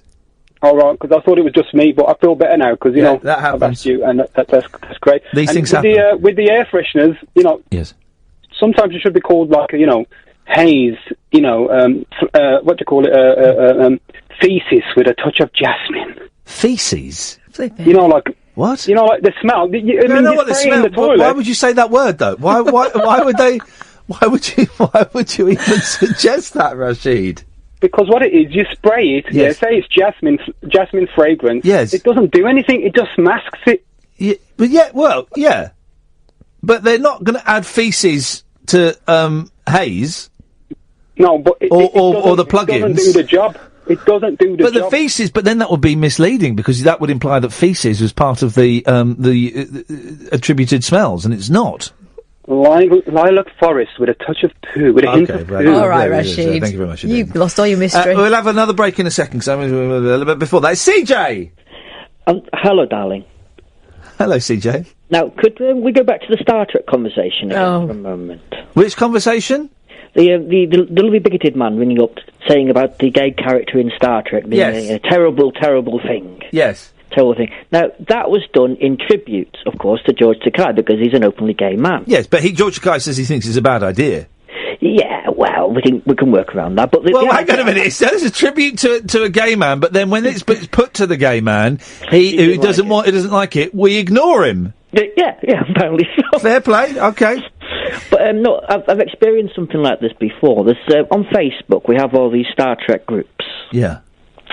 And I posted this lovely picture of Captain Kirk and Captain Spock. How should I describe it? Making out, shall we say? Oh, just kissing.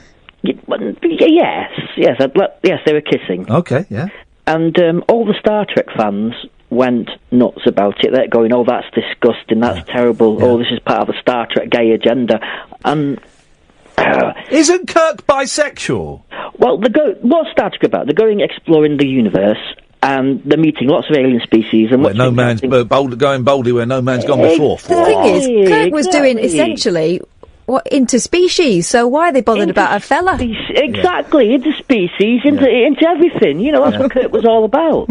Yeah, you got to respect Old horn dog. Got to respect was. That. He was a very naughty boy. How much of a Star Trek fan are you, CJ? I've got Star Trek models and Star Trek posters. So is it true? I don't know where I read this last week. Is it true that in one of the early drafts of one of the Star Trek films, Kirk was going to have a fight with Jesus Christ? What? Is that true? Probably not, no. Okay, I'm sure, because I know in is it 5, where they think they've found God? Yes, that's the one. But it's just a Klingon who's... No, you're right 6. there. He was meant to have a fight with God. It was... and it was just a Klingon who'd gone nuts, or a Vulcan who'd gone nuts, I can't remember. Some sort of spiritual alien being, and... Right. But I'm sure I heard it on Radio 4 or read it somewhere, that in an early draft of a film, he was going to have a punch-up with Jesus Christ. Similar concept, but it was meant to be with God. Okay. But this is William Shatner's vanity here, because he wrote that film. Yeah, the rule holds true. The odd number Star Trek films are rubbish. The even number Star Trek films are brilliant. It's a strange, but it's true, isn't it? The first one was supposed to be a TV movie, and then they realised they could get a few quid and make it into a movie, but there's hardly any dialogue in it, because it's a 60-minute programme stretched into, 90 minutes. The first one, it just shows 20-minute shots of the ship. Yeah, it's boring. It's really tedious. Boring. It looks amazing, but it's tedious. It is, right. But the best Star Trek movie of all time? First Contact. Incorrect answer. Wrath of Khan. Incorrect answer. Incorrect answer. Wrath of Khan is Star Trek 2. So the one with the whales. Yeah, Star Trek 4, The Voyage Home. The comedy time travel one. It's brilliant. The one with the whales. The one with the whales in it. It's flipping brilliant. Is that the one where Spock dies? No, Spock dies in 2, which is good, but then in 3, they go and find Spock on this planet that's been built by the Genesis Project thing, and he's been reborn, and it's boring. It's just boring. Yeah, Star Trek 3, the needs of the many outweigh the needs of the few, or the one. Boom, Spock dies, radiation poisoning. Beautiful. Was. CJ, thank you for that. You're welcome. Tutty bye. 0844 499 1000. Here we go, I was right. Thank you, Music Geek. Aborted Star Trek movie had Captain Kirk fist-fighting Jesus. Gene Roddenberry's early iteration of Star Trek the Motion Picture was also set to feature some mildly erotic midlife crisis stuff. An early version of Star Trek the Motion Picture would have culminated in Captain Kirk fighting an alien disguised as Jesus, according to a new unauthorised oral history of the series. I want this book. The 50-year mission by Edward Gross and Mark A. Altman revealed that the show's creator, Gene Roddenberry, worked on a number of concepts, including a time travel adventure in which the crew attempts to stop the Kennedy assassination. In one climatic scene, Kirk had a fistfight with an alien who assumed the image of Jesus Christ. So Kirk was slugging it out on the bridge with Jesus. Oh man! Right, I want to find this book. I want to find the people that wrote this book, and I want to get them on this show. That sounds great. Partly so I can get a free book, but also because I like to pick their brains. I do like a bit. I'm not a massive Star Trek fan, but I do like the original series a lot. I think it's a lot of fun. It was on all the time when we were kids. You couldn't avoid it. BBC Two, like 6 o'clock, wasn't it? It was always on, and I do find it very entertaining, the series. I never got into Next Generation, and then you got with Deep Space Nine and Voyage, all that, right, get over it. But the original one is great, and the original, I would like, I know they're dropping like flies, but I would like the original cast made just one more movie. Just one more movie. See Uhura booted up. Uhura with her Bluetooth in, well before her time, yeah, isn't it? Uhura invented Bluetooth. Yeah, and then their first interracial kiss. But Uhura invented Bluetooth. Far more important, I think. Julie! Hip, hip, hip. Hip, hip, hip, Julie. Hello. I originally phoned up when I heard Jonathan, because I wanted to say, how about Doctor Who? Oh, don't start him on that. Well, Doctor Who is bisexual, isn't he? We've established that, haven't we? And then I realised that it was kind of, there's no point in kind of getting involved with that. Yeah. And with Star Trek, I'm sort of more surprised that actually nobody wanted to remake it, changing the grammatical style of things from the split infinitive. You know, to go boldly. Oh, in this ever-changing world in which we live in. All right. Yeah. But I was actually really phoning to say about tenuous links of famous people and parents, and that is that I was going through some of my mum's photos, and she'd always referred to an old boyfriend of hers, Billy, blah, blah, blah. Yeah. And I realised it was Billy J. Kramer. Whoa, hang on a second. Little children. Yeah. That's another song. I've walked past Billy J. Kramer while he was sat at a table waiting for people to come and buy his autograph off him. No one did. Your mum went out with Billy J. Kramer? Yeah. He was a looker. He was a looker, beautiful. And he recorded the first Beatles single. He was the singer and the Beatles were his backup band. No, they weren't. Yeah. Were they? No, I'm thinking... No, it was written for them. But did he do My Bonnie? Did he do My Bonnie with the Beatles? I don't know. Oh, I'm confusing my Beatles. No, I'm going to stick with it. He recorded the first the Beatles were his backup band, and it was the first time the Beatles had been recorded. And I'm going to say it was Billy J. Kramer, My Bonnie. Was it Billy J. Kramer that... no, it wasn't. Who did My Bonnie then with the Beatles? I don't know. Oh, hang on a minute. My Bonnie. Who did it? It was Tony Sheridan. I apologise, guys. I apologise. But yeah, my mum was a dancer. She danced in the ever so politically correct now black and white minstrel show. Beautiful. And then as a good chorus dancer. Yeah. And so I found these photos, and she's mentioned things in the past. But there was pictures of her with Des O'Connor, pictures of her at my nan's house with Jimmy Tarbuck, who used to drop her home. I know. And who'd have thunk it? But I didn't really realise what a glamorous life she lives. Well, that is amazing. Does she still have any showbiz friends? Nope. Oh, this is the thing. And did she not bang on about it all the time, or did you just kind of find out by accident? Yeah, I mean, she didn't used to bang on it. I mean, she used to kind of say things, but because she would kind of say, oh, blah, blah, blah, and then Jimmy would drop me home. And I just thought it was somebody that she knew. I didn't realise it was Jimmy Tarbuck or Billy J. Kramer. She just mentioned the names, and I didn't really put two and two together. That's incredible. Well done, that. I mean, what, wowzers. So, there's not, have you done the maths? There's not a chance. Do you look like Billy J? No, I don't. Oh, no, Julie, that's a shame, because you could have been in line for a few quid there. Yes, let's go to Darren. Yes, Darren, hip, hip, hip. Oh, hip, hip, hip. Hello. Hello, fella, what you got for us? I've had a crazy couple of days, and hearing the news about Callum recovering and being super awesome has inspired me to call in. Oh, good. Good. Well done. It was a good call, that, wasn't it? I enjoyed that. Yeah, it was perfect. I don't normally phone in. I've listened to you for years, and we've met once at one of your shows, and I've never really phoned in because I'm just too nervous about phoning in. Yeah, it's a weird thing to want to do, isn't it? It's kind of which is the one when you hurt yourself? Is it sadism or masochism? Masochism. And the sadists like giving it, and the masochists like receiving it. It's a very masochistic thing to do, to phone into a radio station. It's horrible. I don't know why anyone would want to do it. I'm glad they do. Otherwise, this would just be like Julia's show. But she blocked me on Twitter. What do you expect? But yes, well, you've done it, Darren, and it'll be over before you know it. So what would you like to say? Well, in the last 24 hours, I've become a dad, so I'm really inspired. Oh, hey, what's going on with it? Well, everyone, just put it away for 20 minutes. We weren't on 9 months ago. Out there, you know? Well, that's it. We weren't on 9 months ago. They needed something to do. What you got? Oh, you know, hearing, because I obviously heard the story beforehand. You know, I wasn't expecting my wife to go into labour so soon. Yeah. Because it was about a week early. So to hear the story of Callum and, you know, leave it hanging like a great episode of EastEnders, like, oh no, what's going to happen? It's great to have a resolution to that. And it kind of had me thinking before I went in, like, oh no, what if something happens to our baby girl? And it's just like, oh no. But the bit that made me want to phone in was when you were talking about the NHS and how it can be a bit hit and miss. Yeah. But the Aylesbury, Stoke Mandeville Hospital were absolutely perfect. Yeah. Like, they just knew exactly what to do. And I was in tears for the 20 hours I was in the room, because I can't believe how strong women are in terms of giving birth and helping the woman give birth. It was just an incredible, terrifying thing to see.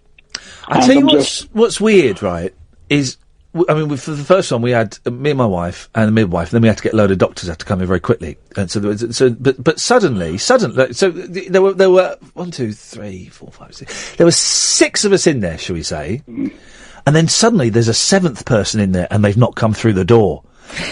And that person is yours, and it's the weirdest thing. Suddenly, there's an extra person in the room, and it's yours, and it's like it's so. Honestly, it's so surreal, isn't it? Yeah, it's bonkers. My wife had a emergency C-section, so it was kind of a door in a way. Yeah, well, yes. Yes, I just wanted to just say congratulations to Callum and that family to to have such a happy story to tell in the end, and I've had a couple of beers, so sorry if I'm rambling. Get in there, fella. Do what you can. Amazing. Darren, is that your first baby? Yeah, this is our first. I can barely look after myself, so hopefully I'll do a good job. When are they coming home? It should be Friday. There's a bit of problem with blood sugar levels, and so leaving them is like the most terrifying thing in the world at the moment. No, I know it is, but just enjoy the peace you've got for tonight and tomorrow night, because you'll never get it again. You'll never get it again. The first night I went home, they were in hospital for one night, and I went home, and I wish I'd appreciated. I would have played video games. I would have ordered pizza, done all that stuff. Some of that. Yeah, good lads. It's weird for the guy though, and I know that the woman's done a lot of the hard work, but it must be odd. My husband had to leave us in hospital as well. That moment of having something really momentous and quite shocking happen, and then having to go home on your own and leave those 2 really important people to sort of fend for themselves. It must be hard. Well, I'm quite grateful in a way because the people next to us stunk of BO, so at least it's nice in here. You see? But, you know Made what I it a mean? bit easier. If you're going to be in that area, like, it says 2 guests per visit. There was 10 of them, and they all stunk of BO, so I'm kind of, like, going for the freshness. But, obviously, I'm joking, like, you know, ultimately, I'm just happy that, I can't believe it. I can hear it. I can hear it in your voice, and it's reminding us of what it's like when that child comes into the world. Darren, I'm really chuffed you, mate. Well done. Oh, thanks, Ian. Thanks, Kath. Cheers, fella. Bye-bye. See you later. Bye. There we go. It's nice, isn't it? Hey, that's nice. There's nothing like that rush, is there? No, and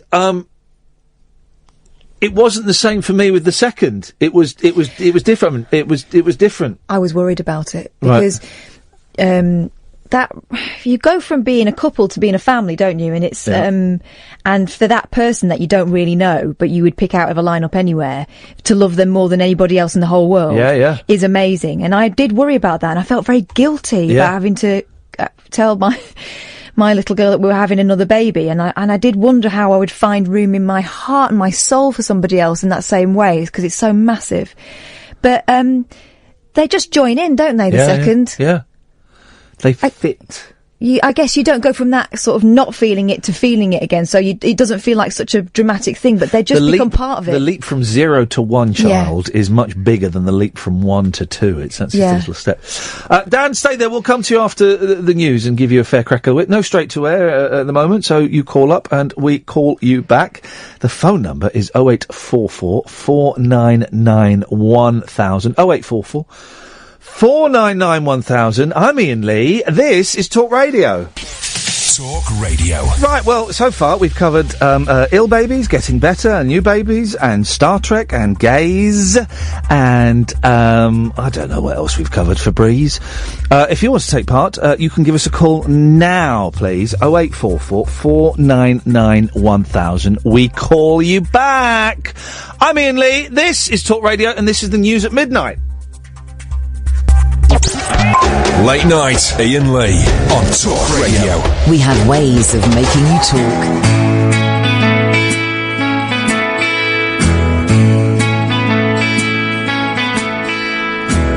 Open my eyes and see you look back at me.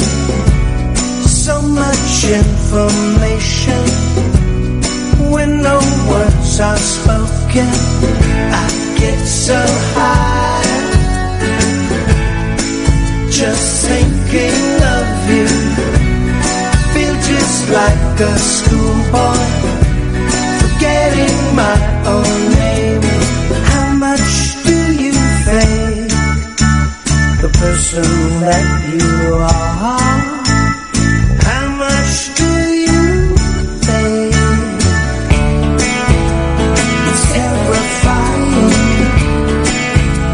when you're around me, and death-defying. I'm terrified. You think I live my life never looking back, but they're just myths they tell you to take you to your ripe old age. But I've been alone in a house so hollow. I never thought I'd meet you. Your perfect imperfections. How much do you think the person that you are? How much do you think? It's terrifying. Your arms around me, and death-defying. I'm terrified.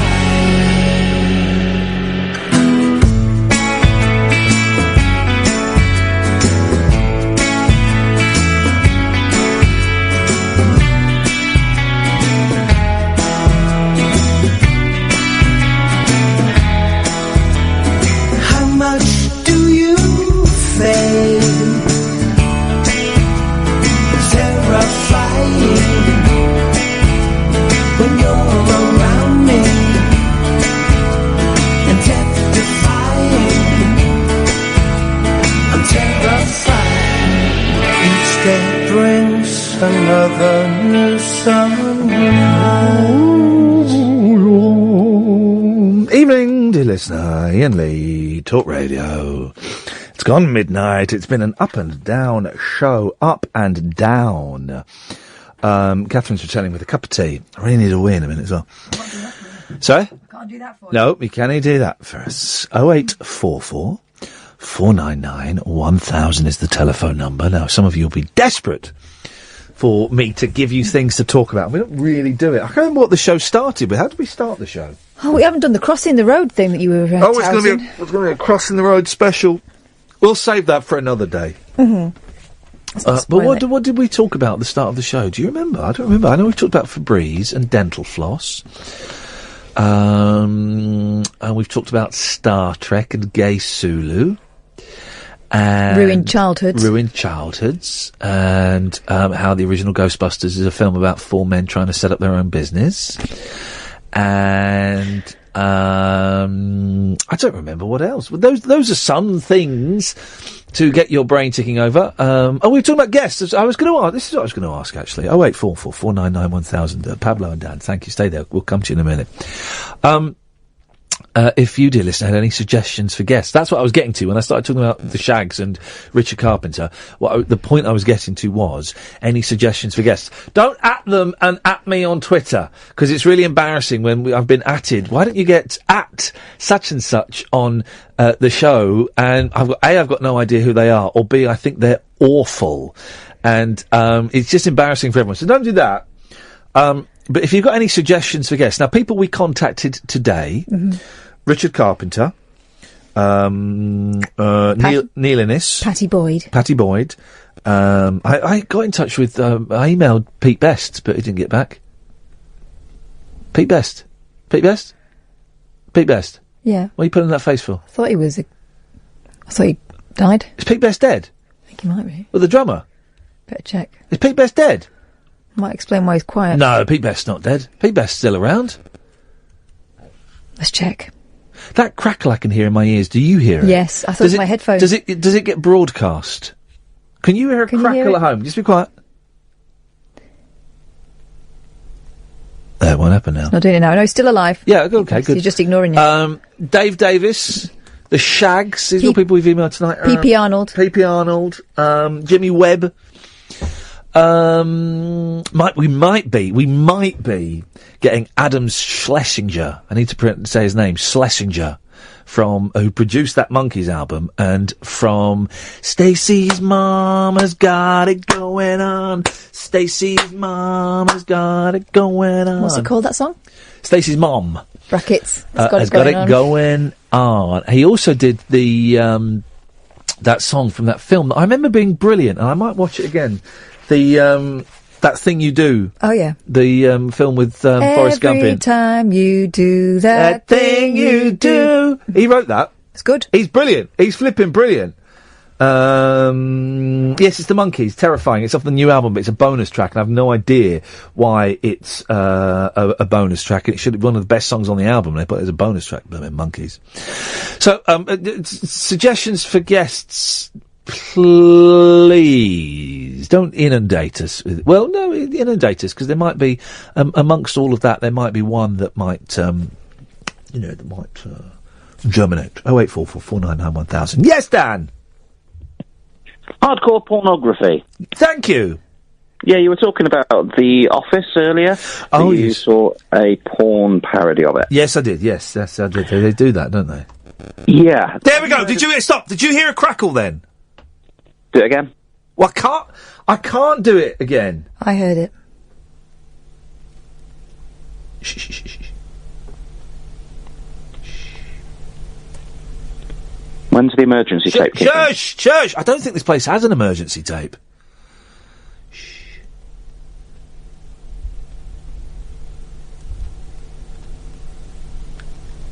I've been hearing it a lot tonight. Mm-hmm.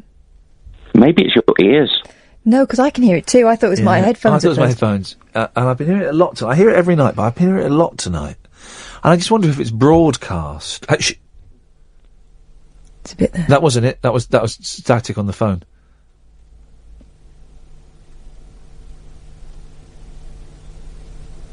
No, it's never going to happen again. No, it's not when I touch my laptop. No, it's not when I touch the laptop at all. That's you're thinking of that. You're thinking of that. That's that. That's quite the different. laptop. That's the laptop. Maybe it's your arthritic limbs. It could be.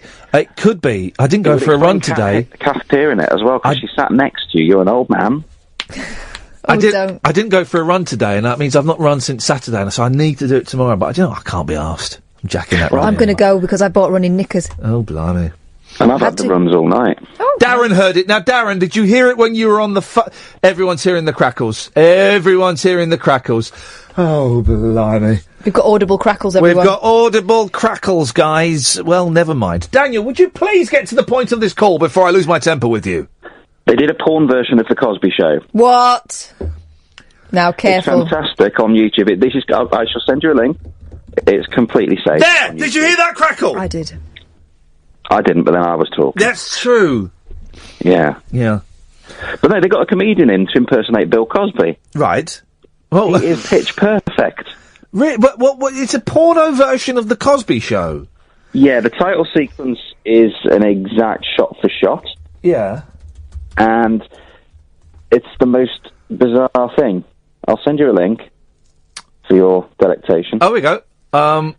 Okay, I've got it. I'm going to hover over the dump. It's called Not the Cosbys. Oh, he did not look like him, didn't he? All right. Not the Cosbys. Here we go. Hang on a second. I'm hovering over the dump and there we go. I assure you, as long as you just stick to the title sequence bit, it is safe. Okay. As long as you're on YouTube. Yeah, okay. Here we go. It's taking a long time to boot up. It must be good. Here we go. Oh, it does look like him, didn't he? We didn't get sued the first time. Here we go. So here goes the sequel. All right, here we go. LOL.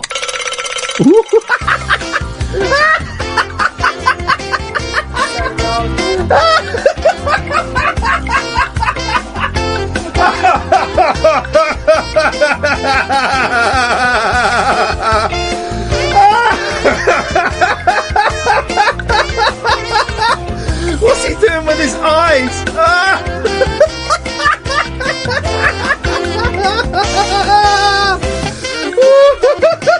Look at his eyes!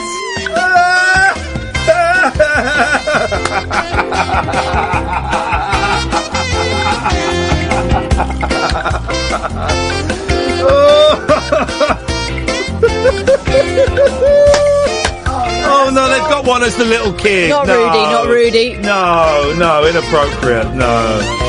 Oh. Here we go. Yeah. This is the best thing I've ever seen in my life. Just wait until he speaks. He does the voice. He does everything. Isn't that something? Our son wants to start his own business. All right. With our money. Well, how did Leo do on his first day at the office? He was spectacular. This is an examination table. It is not a toy. And I don't want to see you riding it like a bull. You cut off the ukulele. No, Theo, you mean to tell me your father... Whoa, Let's stop. Father, he says. That is quite... I'm going to tweet the link. I will say NSFW, guys. NSFW.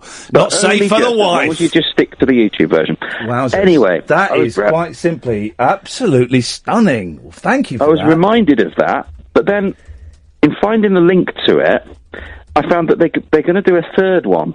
Yeah. About Bill Cosby's troubles. Oh! Well, I don't think... Wow. Yeah. That's a bold move. It's creatively bankrupt, I would say. Yeah. Yeah.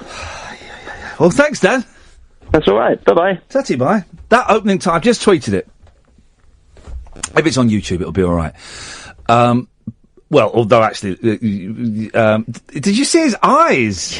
Yes, that's what Bill Cosby used to do. That was absolutely brilliant. Absolutely brilliant. There we go. That it's getting more and more. Let's go for a break. And Dan, who told us about that, says that further information on Twitter The guy won an award for Best Performer, brackets, non-sex, at the Adult Industry Awards. So that's great news. Great news. Thank you for that. That really is outrageous. 0844 499 1000. Yes, Pablo! Hip, hip, hip. Hip, hip, hip, Pablo. Oh, thanks for that break. In return to have a nice cold shower after that. Wowzers, it really is. Hello. Who was Lisa Bonet? Mm-hmm. Lisa Bonet, who, of course, married Kravitz. Lisa she the slightly edgier daughter, the one who's quite hip? She was the naughty daughter, but I really did. Was the mum Felicia Rashad? Rashad, yeah. She was beautiful. I wouldn't want to get on the wrong side of her. She was a stern woman. She would often wear silk pyjamas. Yes! I had some, and I remember thinking, I feel like Mrs. Cosby. Silk pyjamas on silk sheets, you're right. Felicia Rashad. I mean, golly gosh, what a woman. Wowzers. What a lady, guys. Anyway, Pablo, what you got for us?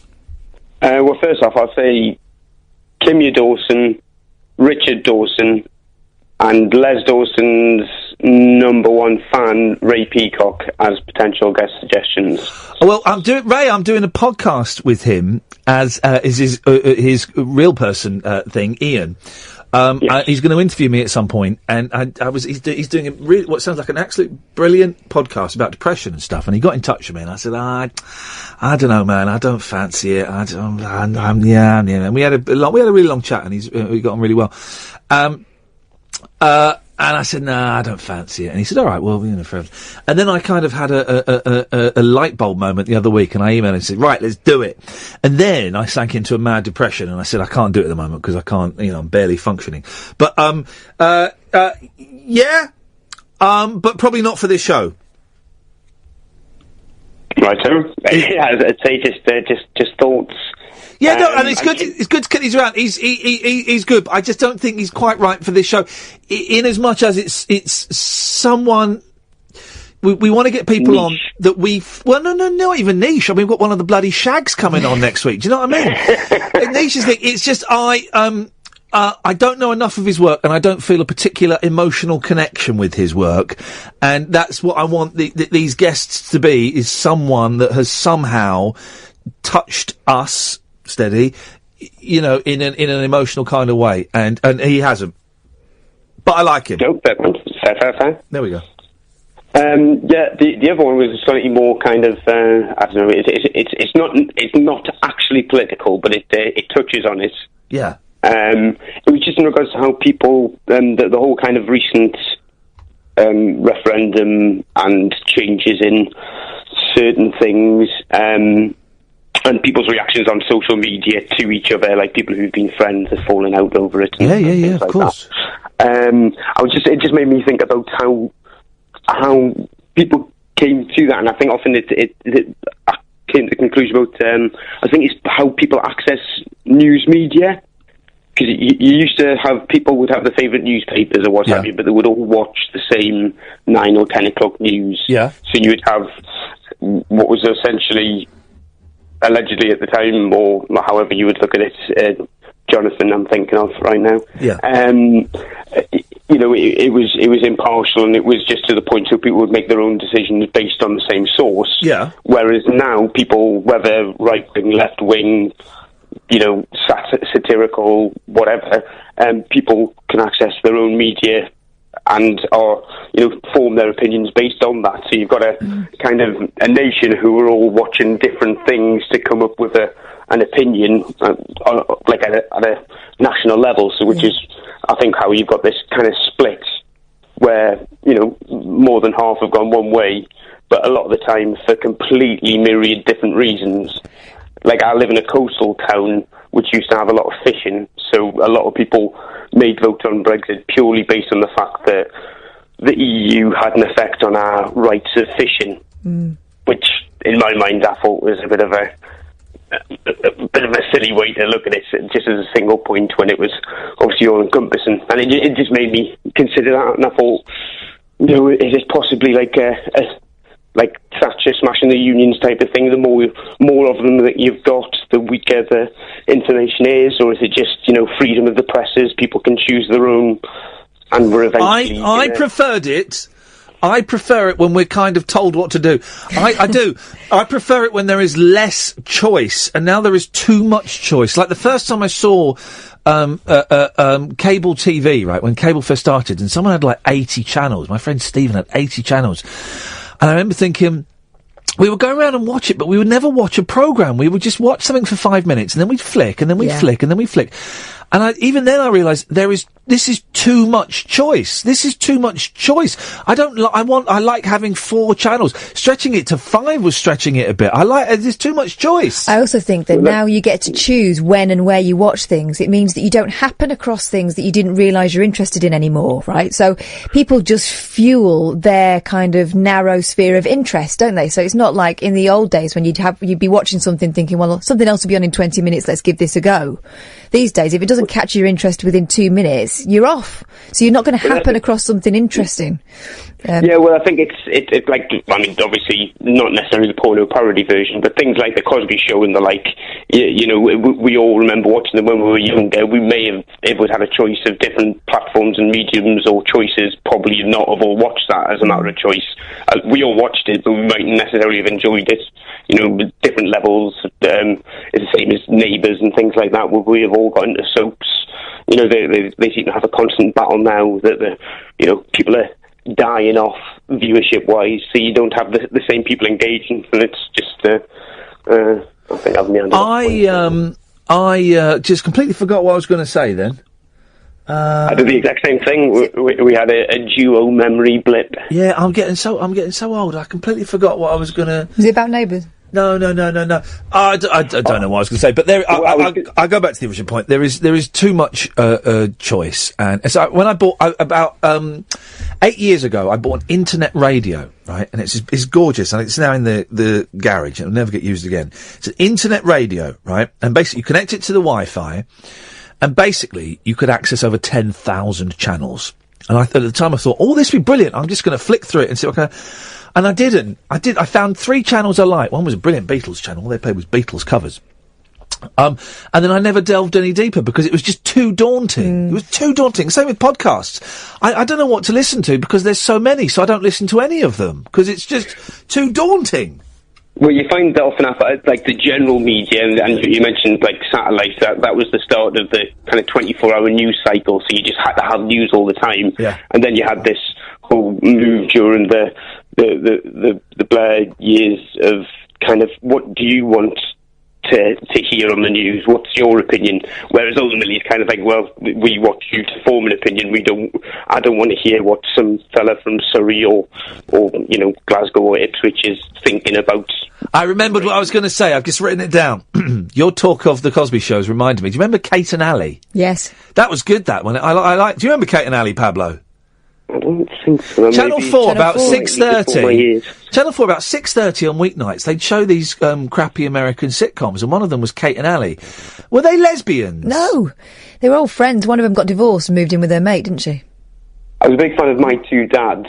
Yeah, Greg Evigan and Paul Reiser, the guy from the Alien films, and Davy Jones popped up in a couple of episodes. These things were all on after Home and Away, weren't they? So you flicked over. No, what was the theme tune? You can count on me. You no matter where you go, no can count on me. No matter I'll be there, baby. Hang on a minute, we need to... There was a saxophone solo in there somewhere. Yeah. Play the real thing, for heaven's sake, because I've got no clue from that. You can count on me, no matter where you... This is me, Nicole Bradford. Cute, huh? This is my dad, and this is my dad. How'd I get 2 dads? They inherited me. Congratulations! It's a girl.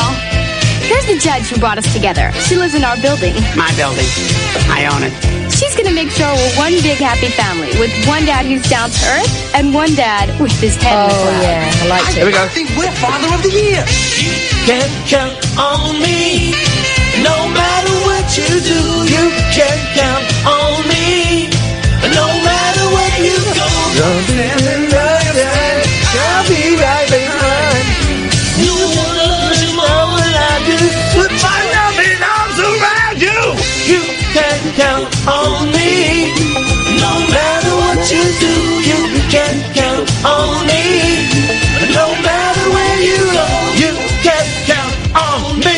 One of the actors, one of the characters was played by an actor called Dick Butkus. Wow. Dick Butkus. Now, No one thought to rethink that? There wasn't a meeting? Dick Butkus. Yes, Davy Jones appeared in that as an ageing rock star. And That did remind me of a specific episode of that where the person who owned it, the judge lady, she was a very kind of grimacy, kind of gravelly. Firm but fair. Yeah, well, there was a story, and you'll pardon me for saying so, but the girl in it was coming of age in a kind of chest manner. Steady on. Chest manner. Yeah. Yeah. Oh no, that wasn't it. Sorry, that wasn't it. It was her friend was coming on in that certain way. Yeah. Coming on, as they would say, up north. But yeah, she was coming on, and the girl of the story was very much a little bit annoyed at her friend because the boys were interested in her. And the judge gave her a sit-down talk and said that, sometimes our bodies change and we can't help it, and sometimes people are interested. And, I was that girl at school. I developed early, and all the boys were interested in me, and I just wanted to be with my friend. Oh. And it was a very touching moment, but then I had the... coupled with the kind of puberty-ish years and visualising the judge coming. This has affected you, hasn't it, Pablo? It's touched me in a very deep place, uncomfortable way. I'm going to let you go because we're all feeling your uncomfortable. Yes, I remember watching that, and I was in the similar situation. Not the coming on, but the not. Blossom, innit? Yeah. Remember Blossom? Yeah. Blossom. And, Blossom. I remember Blossom. Here we go. The home straight, dear listener. Last 30 minutes of the show. And as you've been hearing, we will talk any old rubbish. Any old rubbish. 0844 499 1000. Do you need to go and do the podcast, or are you doing it there? I don't need to do it, do I? Why? We're making it now. Okay, this Put is it together tomorrow morning. This is it, guys. It's happening. It's live. Neil's on the line. Good evening, Neil. Hello. Hello. Hear me? Just. So, I'm a long-time listener, first-time caller. Well done. Thank you very much. 5 points for that. Thank you. So, I want to catch up on some podcasts. So, about 2 weeks ago, you were talking about feeling bad about eating food and then eating anyway. Yes. So, the Germans have a word for that. Go on, what is the German word for eating food but feeling bad about it but still eating it anyway? So, the German word is Kummerspeck. Kummerspeck. And the literal translation is beef bacon. Is what bacon? Grief bacon. Grief bacon. That's a great word. The Germans do have some wonderful words. It really is, you're really touching the zeitgeist there. Well, I just thought it was amazing, word for feeling bad about eating. yeah, that's a cracking word. It's, other German words that are exciting. Zeitgeist? Schadenfreude. What remind me what that is? That's enjoying someone else's misery. unhappiness. Of course, Grand designs. The greatest of all German words is the doppelganger. the doppelganger. Wo ist der Doppelganger? We've all got one. We do. I think some of us have more than one doppelganger. I think there are some. But hang on a minute. Saying that, in this ever-changing world in which we live in, this multimedia world, social networks aplenty. Surely all doppelgangers would be. I've just thought of an app, Doppelganger Reunited. All doppelgangers would be like, they would know each other, wouldn't they?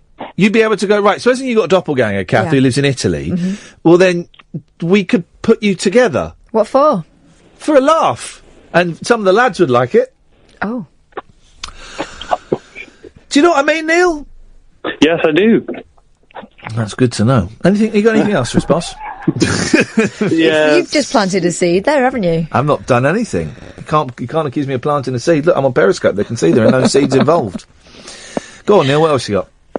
The other one was you were talking about social media addiction. Yeah. And how you, God, you really like are, to you really are behind the see times. your likes. Yes, yes. I really like to read about albums that I like already, and I like to read the reviews of those albums, only the good ones. I don't want to listen to the bad ones. Give us an example of an album where you've done that. Oh God, I've got a weird taste in music, but there's an album I like by I don't know, it's like a French death metal band, and I really like to read the reviews of that album that are really good.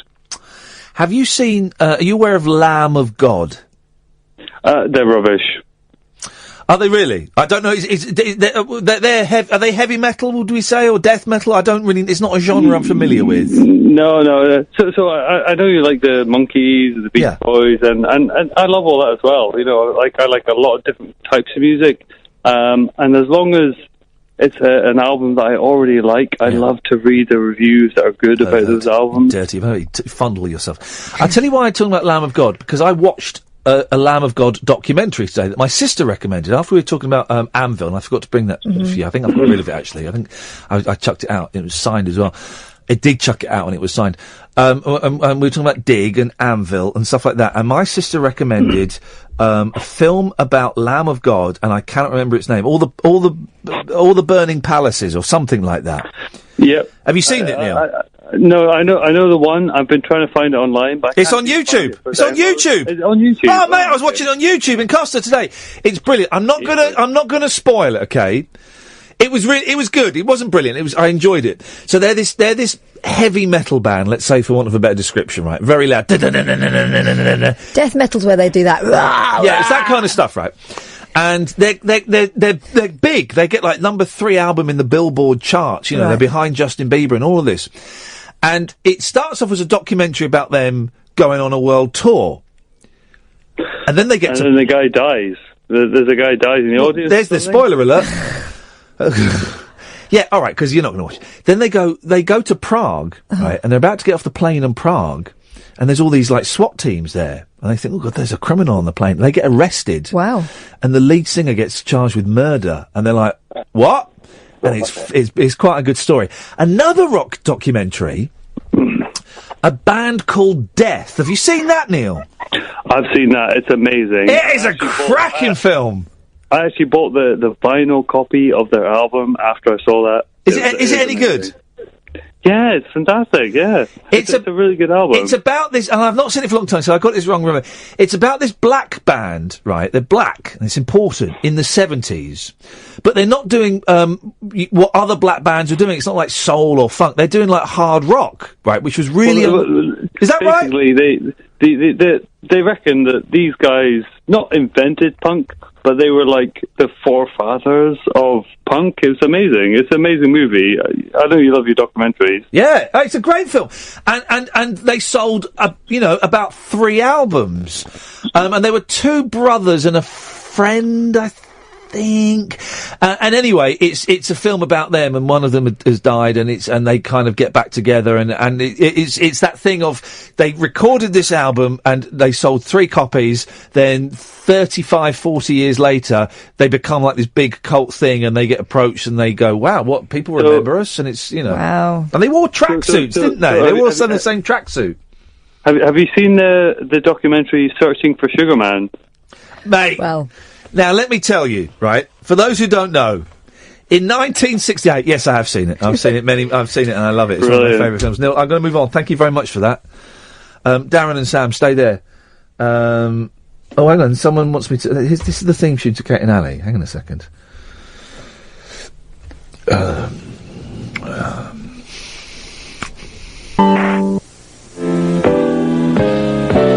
Just when you think there's no one around who's caring. That's the closing title, though, isn't it? Wow, look at you, yes. Because that isn't how it started, is it? Sometimes tears and sorrow. I had a real problem with Kate and Ali. Why? Just when you think You're all by yourself. You're not. Unfortunately, you generally are all by yourself. Well, because I fancy both of them. Hey, this is what I've been wanting to say all week. So we're allowed to say MILF now, are we? Well... Because Fergie's got a song out called MILF Dollar. Fergie from the Black Eyed Peas. I don't think she's really on the cutting edge anymore. A plane that I was on was delayed because Fergie was drunk on it and she had to be escorted off it. She's got a song called, I think it's called MILF Dollar, right? So we're allowed to say, because I always thought that was a word that you weren't supposed to say, because it's a mum I'd like to fondle. A mum I'd like to fondle. And I would like to have fondled Kate and Ali. Would you? Yeah. Gosh. But so we're allowed to say this word now, I still think it's pretty... No, I don't like it. Because it used to be... it's a category, isn't it? Well, let's go back and examine the word. It used to be a genre of pornography. Exactly. And you would get MILF hunters and MILF busters and things like that. But by the way, if anyone wants to do a spoof of Mythbusters and call it MILF busters, you can have that one.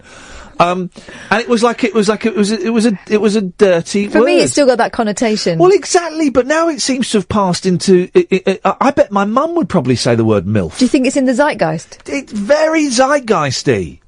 Very zeitgeisty. And the fact that it's now a pop song... Is there a male alternative, like a DILF? Is that a DILF? DILF. And of course Really? there's GILF, a grandma I'd like to fondle. Wow. And there's... How do you differentiate with Grandad, then? Well, you just have to take pot luck. You don't know. There's a LILF, a lollipop lady I'd like to fondle. What? Yep. Wow. TILF. A PILF? Post office worker? Post office worker, TILF teacher. There's a KILF, a copper. So there's loads of them. If you can think of it, someone's getting turned on by it. Wow. Putting your shoes on. I've got one shoe on. Might as well go for the other one. Now, you talk to Darren while I'm doing this. Hiya, Darren. Hiya. Hello. What did you want to say? Hello. Hello. Go on. Oh, am I on there? You are. Well, hip, hip, hip. Hip, Sorry. hip, hip. Hip, hip, hip, Darren, I'm back. I was putting my shoes on, getting ready to go. Under the desk. Yeah. I want to talk about filming. Yeah? The last two movies were absolutely fantastic. I love a documentary, but the last one especially was the Imposter. Blew my mind. The Imposter. How did that family? Why did they accept the one that got me was the sister and the brother-in-law that we saw, right? Why, unless they knew that the original boy was dead, why would they accept him? Why would they think he looked like him? Well, that's what I think. They accepted him because they had other thoughts. Well, it was a cover, wasn't it? I mean, that's the idea. Well, the whole family, though, knows that he's dead, and that's why they did it. I couldn't believe the documentary. I just got the way it changed in the last half hour was absolutely unbelievable. It's just. But what I'd like to say is, have you ever seen a documentary called Dark Days? Is this the one about the homeless people? Yeah. No, I've not seen it. I've not seen it because go on, give us a little synopsis. It's unbelievable. It's when you think people on the edge of society. Yeah. These people really are on the edge of society. It's really and it's beautiful. It's in black and white, and it's just absolutely. You just care for these people all the way through, and I was in tears. I was in floods of tears. Yeah. The following day after the day I watched it, I was going to work and I was telling people to watch this. I think it was on the iPlayer or something, and then it was off the iPlayer. But I think it's on Netflix or it's on. It is on Netflix. It is on Netflix, and I go past it and I keep thinking, I should watch that, and then there's something about it in the description that puts me off. Yeah, I don't know what. I can understand because I'm in the same place as you are. Yeah. Mentally, I don't know how to say it properly. But, I do. Yeah, we get the picture. Yeah, we're nuts, Darren. We're both nuts. Yeah, kind of. But and it does bring you down, but it brings you back up. And honestly, it's absolutely. Do yourself a favour. watch that. I tried to buy it on DVD. It was like 40 odd quid or something. What? Truth. And then luckily it was back on Netflix. So. I will. All right, I will do. I've got a magic box now, right? Oh yeah. That allows me to watch like films from all over the world legally. Yeah. But it's this magic box and it plugs in the telly. And, it's like today, we tried it. I only got it the other day. And my youngest is obsessed with Scooby-Doo. We went to a charity shop because they got CD players, just to buy some CDs and stuff. And as we were leaving, out the corner of his eye, I went, Scooby-Doo! And they had a little Scooby-Doo van. So I typed in Scooby-Doo, right? Every episode of Scooby-Doo ever, from all the series from like the 60s up till now, and all of the movies. There's like hundreds of Scooby-Doo movies. No Scrappy-Doo. Well, yeah, the Scrappy-Doo ones were there as well, but we will, of course, be skipping that. I don't want to waste the time of that rubbish. Have you seen the Tom and Jerry? I think that's on Amazon. I've got it on Amazon. I was watching all the first series of Tom and Jerry. When was it? They gave Tom and Jerry a voice at one point, didn't they? Yeah, Tom had a voice, I think. Did he? Or Jerry? Anyway, there's some really racist... Yeah. Thomas! Tom and Jerry. The old black housekeeper, Thomas! Well, not even that, them blacking up and stuff. Oh. Yeah. There's one when they go to an island somewhere and they are all blacked up and we never saw them on BBC One. News, Operation U-Tree goes and knocks on the Jerry's. The officer has to get on his hands and knees, and there's a little door in that little mouse hole, and he knocks on it, and Jerry comes out and he says, "We've come to arrest you." "Oh, we're back in a second," and he comes back and gives him a stuffed sock or something. I don't know what happens in those cartoons. Darren, thank you very much for that. I appreciate that. Let's go to Sam. Yes, Sam. Hello, you alright? Yeah, good, thanks, man. What you got? Well, a couple of things. I'm really excited because I'm like 94 subscribers away from 10,000, and kind of. Sweet Lord! If they all paid you £1, you'd have a 9,000. I can't do the maths at this time. A lot. You'd have a lot of dosh. Get them all to send you £1, Sam. Yeah, well, I'm just waiting for it to happen because obviously that's like a couple of days that when it happened, I'm just really nervous about it because there's this sort of pressure that to deliver. No, there's not. The pressure is imagined. You're creating the pressure. There is no pressure. Oh, thank you very much for that. The thing I want to talk about was I think you mentioned it before. Charlie Brooker. Were you gonna like book him? Well, no, we were gonna book him, and then he doesn't reply to Kath's emails anymore. But he told me he was flaky, so I'm hoping. Let me send him a DM. Hang on a minute. Have I got him on here? Because I like him. He's a decent guy. He's an Asian guy? You're thinking of the wrong Charlie. He's a decent guy. I really liked Scream White. That was brilliant.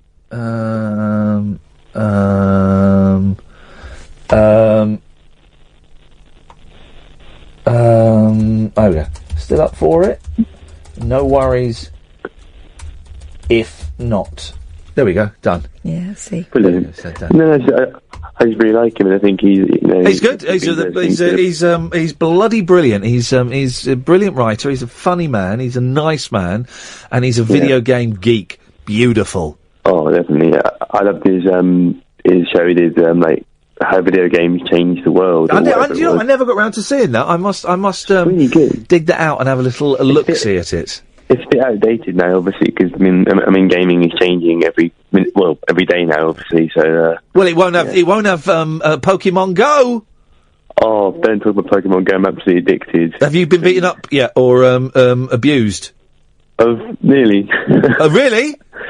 Yeah, I've seen a few evil-looking kids. Yeah, this is it. I want to. When can we get it in the UK? Well, that's the thing. I'm not sure because it's the release date's been paused because. I'm not. Well, I don't know. Sex attacks. People have been sexually attacked, haven't they? Probably. Yeah, they have. People have been getting mugged. People are getting mugged, sexually attacked. I may have made that bit up, and run over because they're looking at their phones all the time instead of looking at where they're going. So they're going to ban it. Well, I think no. Shame on you, Nintendo. It's political correctness gone wrong. I've never been so excited about a reinvention of geocaching than I have about Pokemon Go. It's entered the mainstream already. It's not even released. The two mics were playing it. earlier on yesterday. They were playing, the two mics were playing it. It's entered the mainstream already. Give me Pokemon Go. Give it to me. I want it. Emma's got it already. I don't want a hooky copy. I don't want a cracked copy. I want it legit. Give it. I want one more thing. Yes. If you're ever bored, this is my life. type in Google Feud into Google, and it's a game. It's basically like Family Feud, but basically it's like searches. So say. I tried this and I couldn't understand it. Yes, like it was like say Donald, for example. Donald comes up and you think, okay, Donald Trump, right? And then you type in Trump, and it's really weird. It's basically like it's a Family Fortunes with the one when you think of a word. Oh no, I tried the one where. Was it you? Someone told me about the one where you get a picture and you have to guess where you are. Oh no, I said that. Yeah, I couldn't work it out. Yeah, it's brilliant. No, it wasn't. It was rubbish. Couldn't work it out. There's no one to shoot. There's no one to shoot. There's no aliens. Oh. Sam, listen, I'm going to move on. Thank you very much. I couldn't work it out. I was there for ages. What am I looking? I'm just looking at this thing. Where am I? I don't know. Just give me a clue, no? Read a book, for heaven's sake. Hey. Go for a walk. Yeah, I'll go for a walk. No. I know I'm going to do that. We didn't know either. Pokemon Go. Gotta catch 'em all. Well, you haven't. Well, get a life. I'd be up for a little session on that. That's exercise. That's exercise. I think my kids would enjoy it. But Yeah, you say I couldn't be that person wandering around on my own. Look, how old are your kids now? They are 4 and 7. Well, old enough to go out on their own. They're not. Give them a mobile phone and send them off on their own. Beautiful. I let them walk around the block sometimes on their own, and I have to hold my nerve. Don't let them see my panic. Stretch that elastic. Pokemon Go. The fact that the two mics were playing it, they're on every weekdays at the moment, filling in for Julie Hartley-Brewer, 10 to 1. It's a cracking listen. The fact that they are playing Pokemon Go shows just how much they are in touch with the zeitgeist. The zeitgeist. They're tapping into it. Very, very much so. So it's got to be good news for everybody. I want a slice of that. It's augmented reality. You're aware of augmented reality? Yeah, it's when you incorporate real life. Yeah, it's beautiful. Absolutely beautiful. Mm. And we'll have some of that. Let's go to... Good evening, Vinny. All right. Hip, hip, hip. Hooray. Okay. What have you got for us, Vinny? I look forward to this. You call us now about once every 3 months.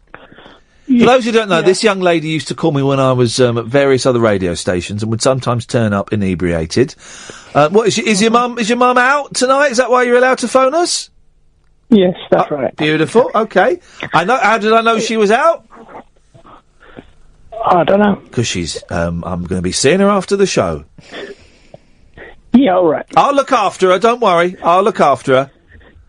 Anyway. And she'll have a few quid to buy you some food tomorrow. Yeah, I've got 2 questions. So that'll be all right then, won't it?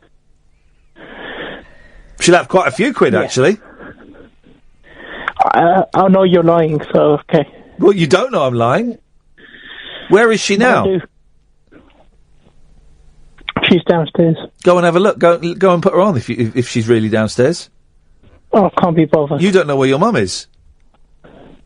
I do. Hands up who knows where their mum is now. Me and Kath have got our hands up. You've not got your hand up, Vinny. Yeah, it's up. What have you called in for, madam?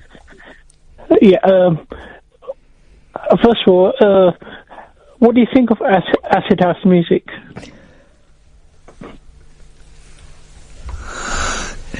It's not a genre I am particularly familiar with. I used to enjoy Yaz and the Plastic Population. They were good, actually. Excellent. I liked Erasure. I like Erasure. The Acid House? Yeah, I would say so. Yeah. Would you say so, Vinny? Yes, all right, I guess. Okay. I know my second question is... Do you like happy hardcore, Vinny? He likes hardcore. Mm. No, I prefer pop. Okay. That question... Normally a question leads on to a conversation, Vinny. It was just a check. Yeah, it's just a check. Anyway, my main question is... Is that a survey that you're carrying out on behalf of the Acid House Music Trust of Great Britain? Yes. Okay, brilliant. Anyway. Are you touching yourself? No.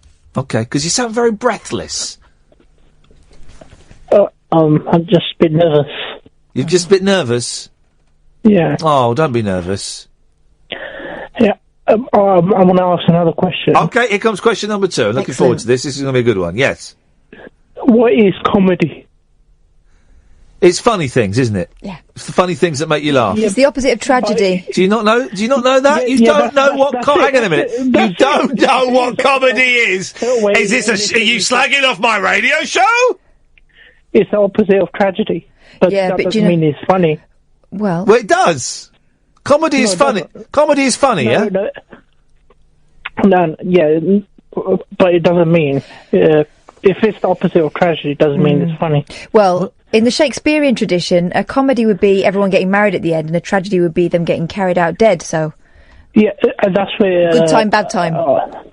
Yeah, that's what involves Shakespeare as well. Yeah. Good, I'm glad you did.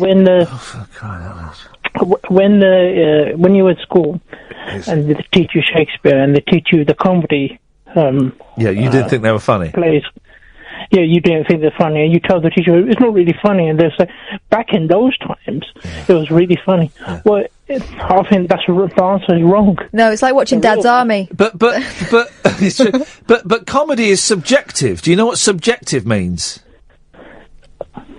Yes, but I'm just it's like that. Hang on, we got a caller. Caller, can you help Vinny here, please? Hi, Vinny. Yeah.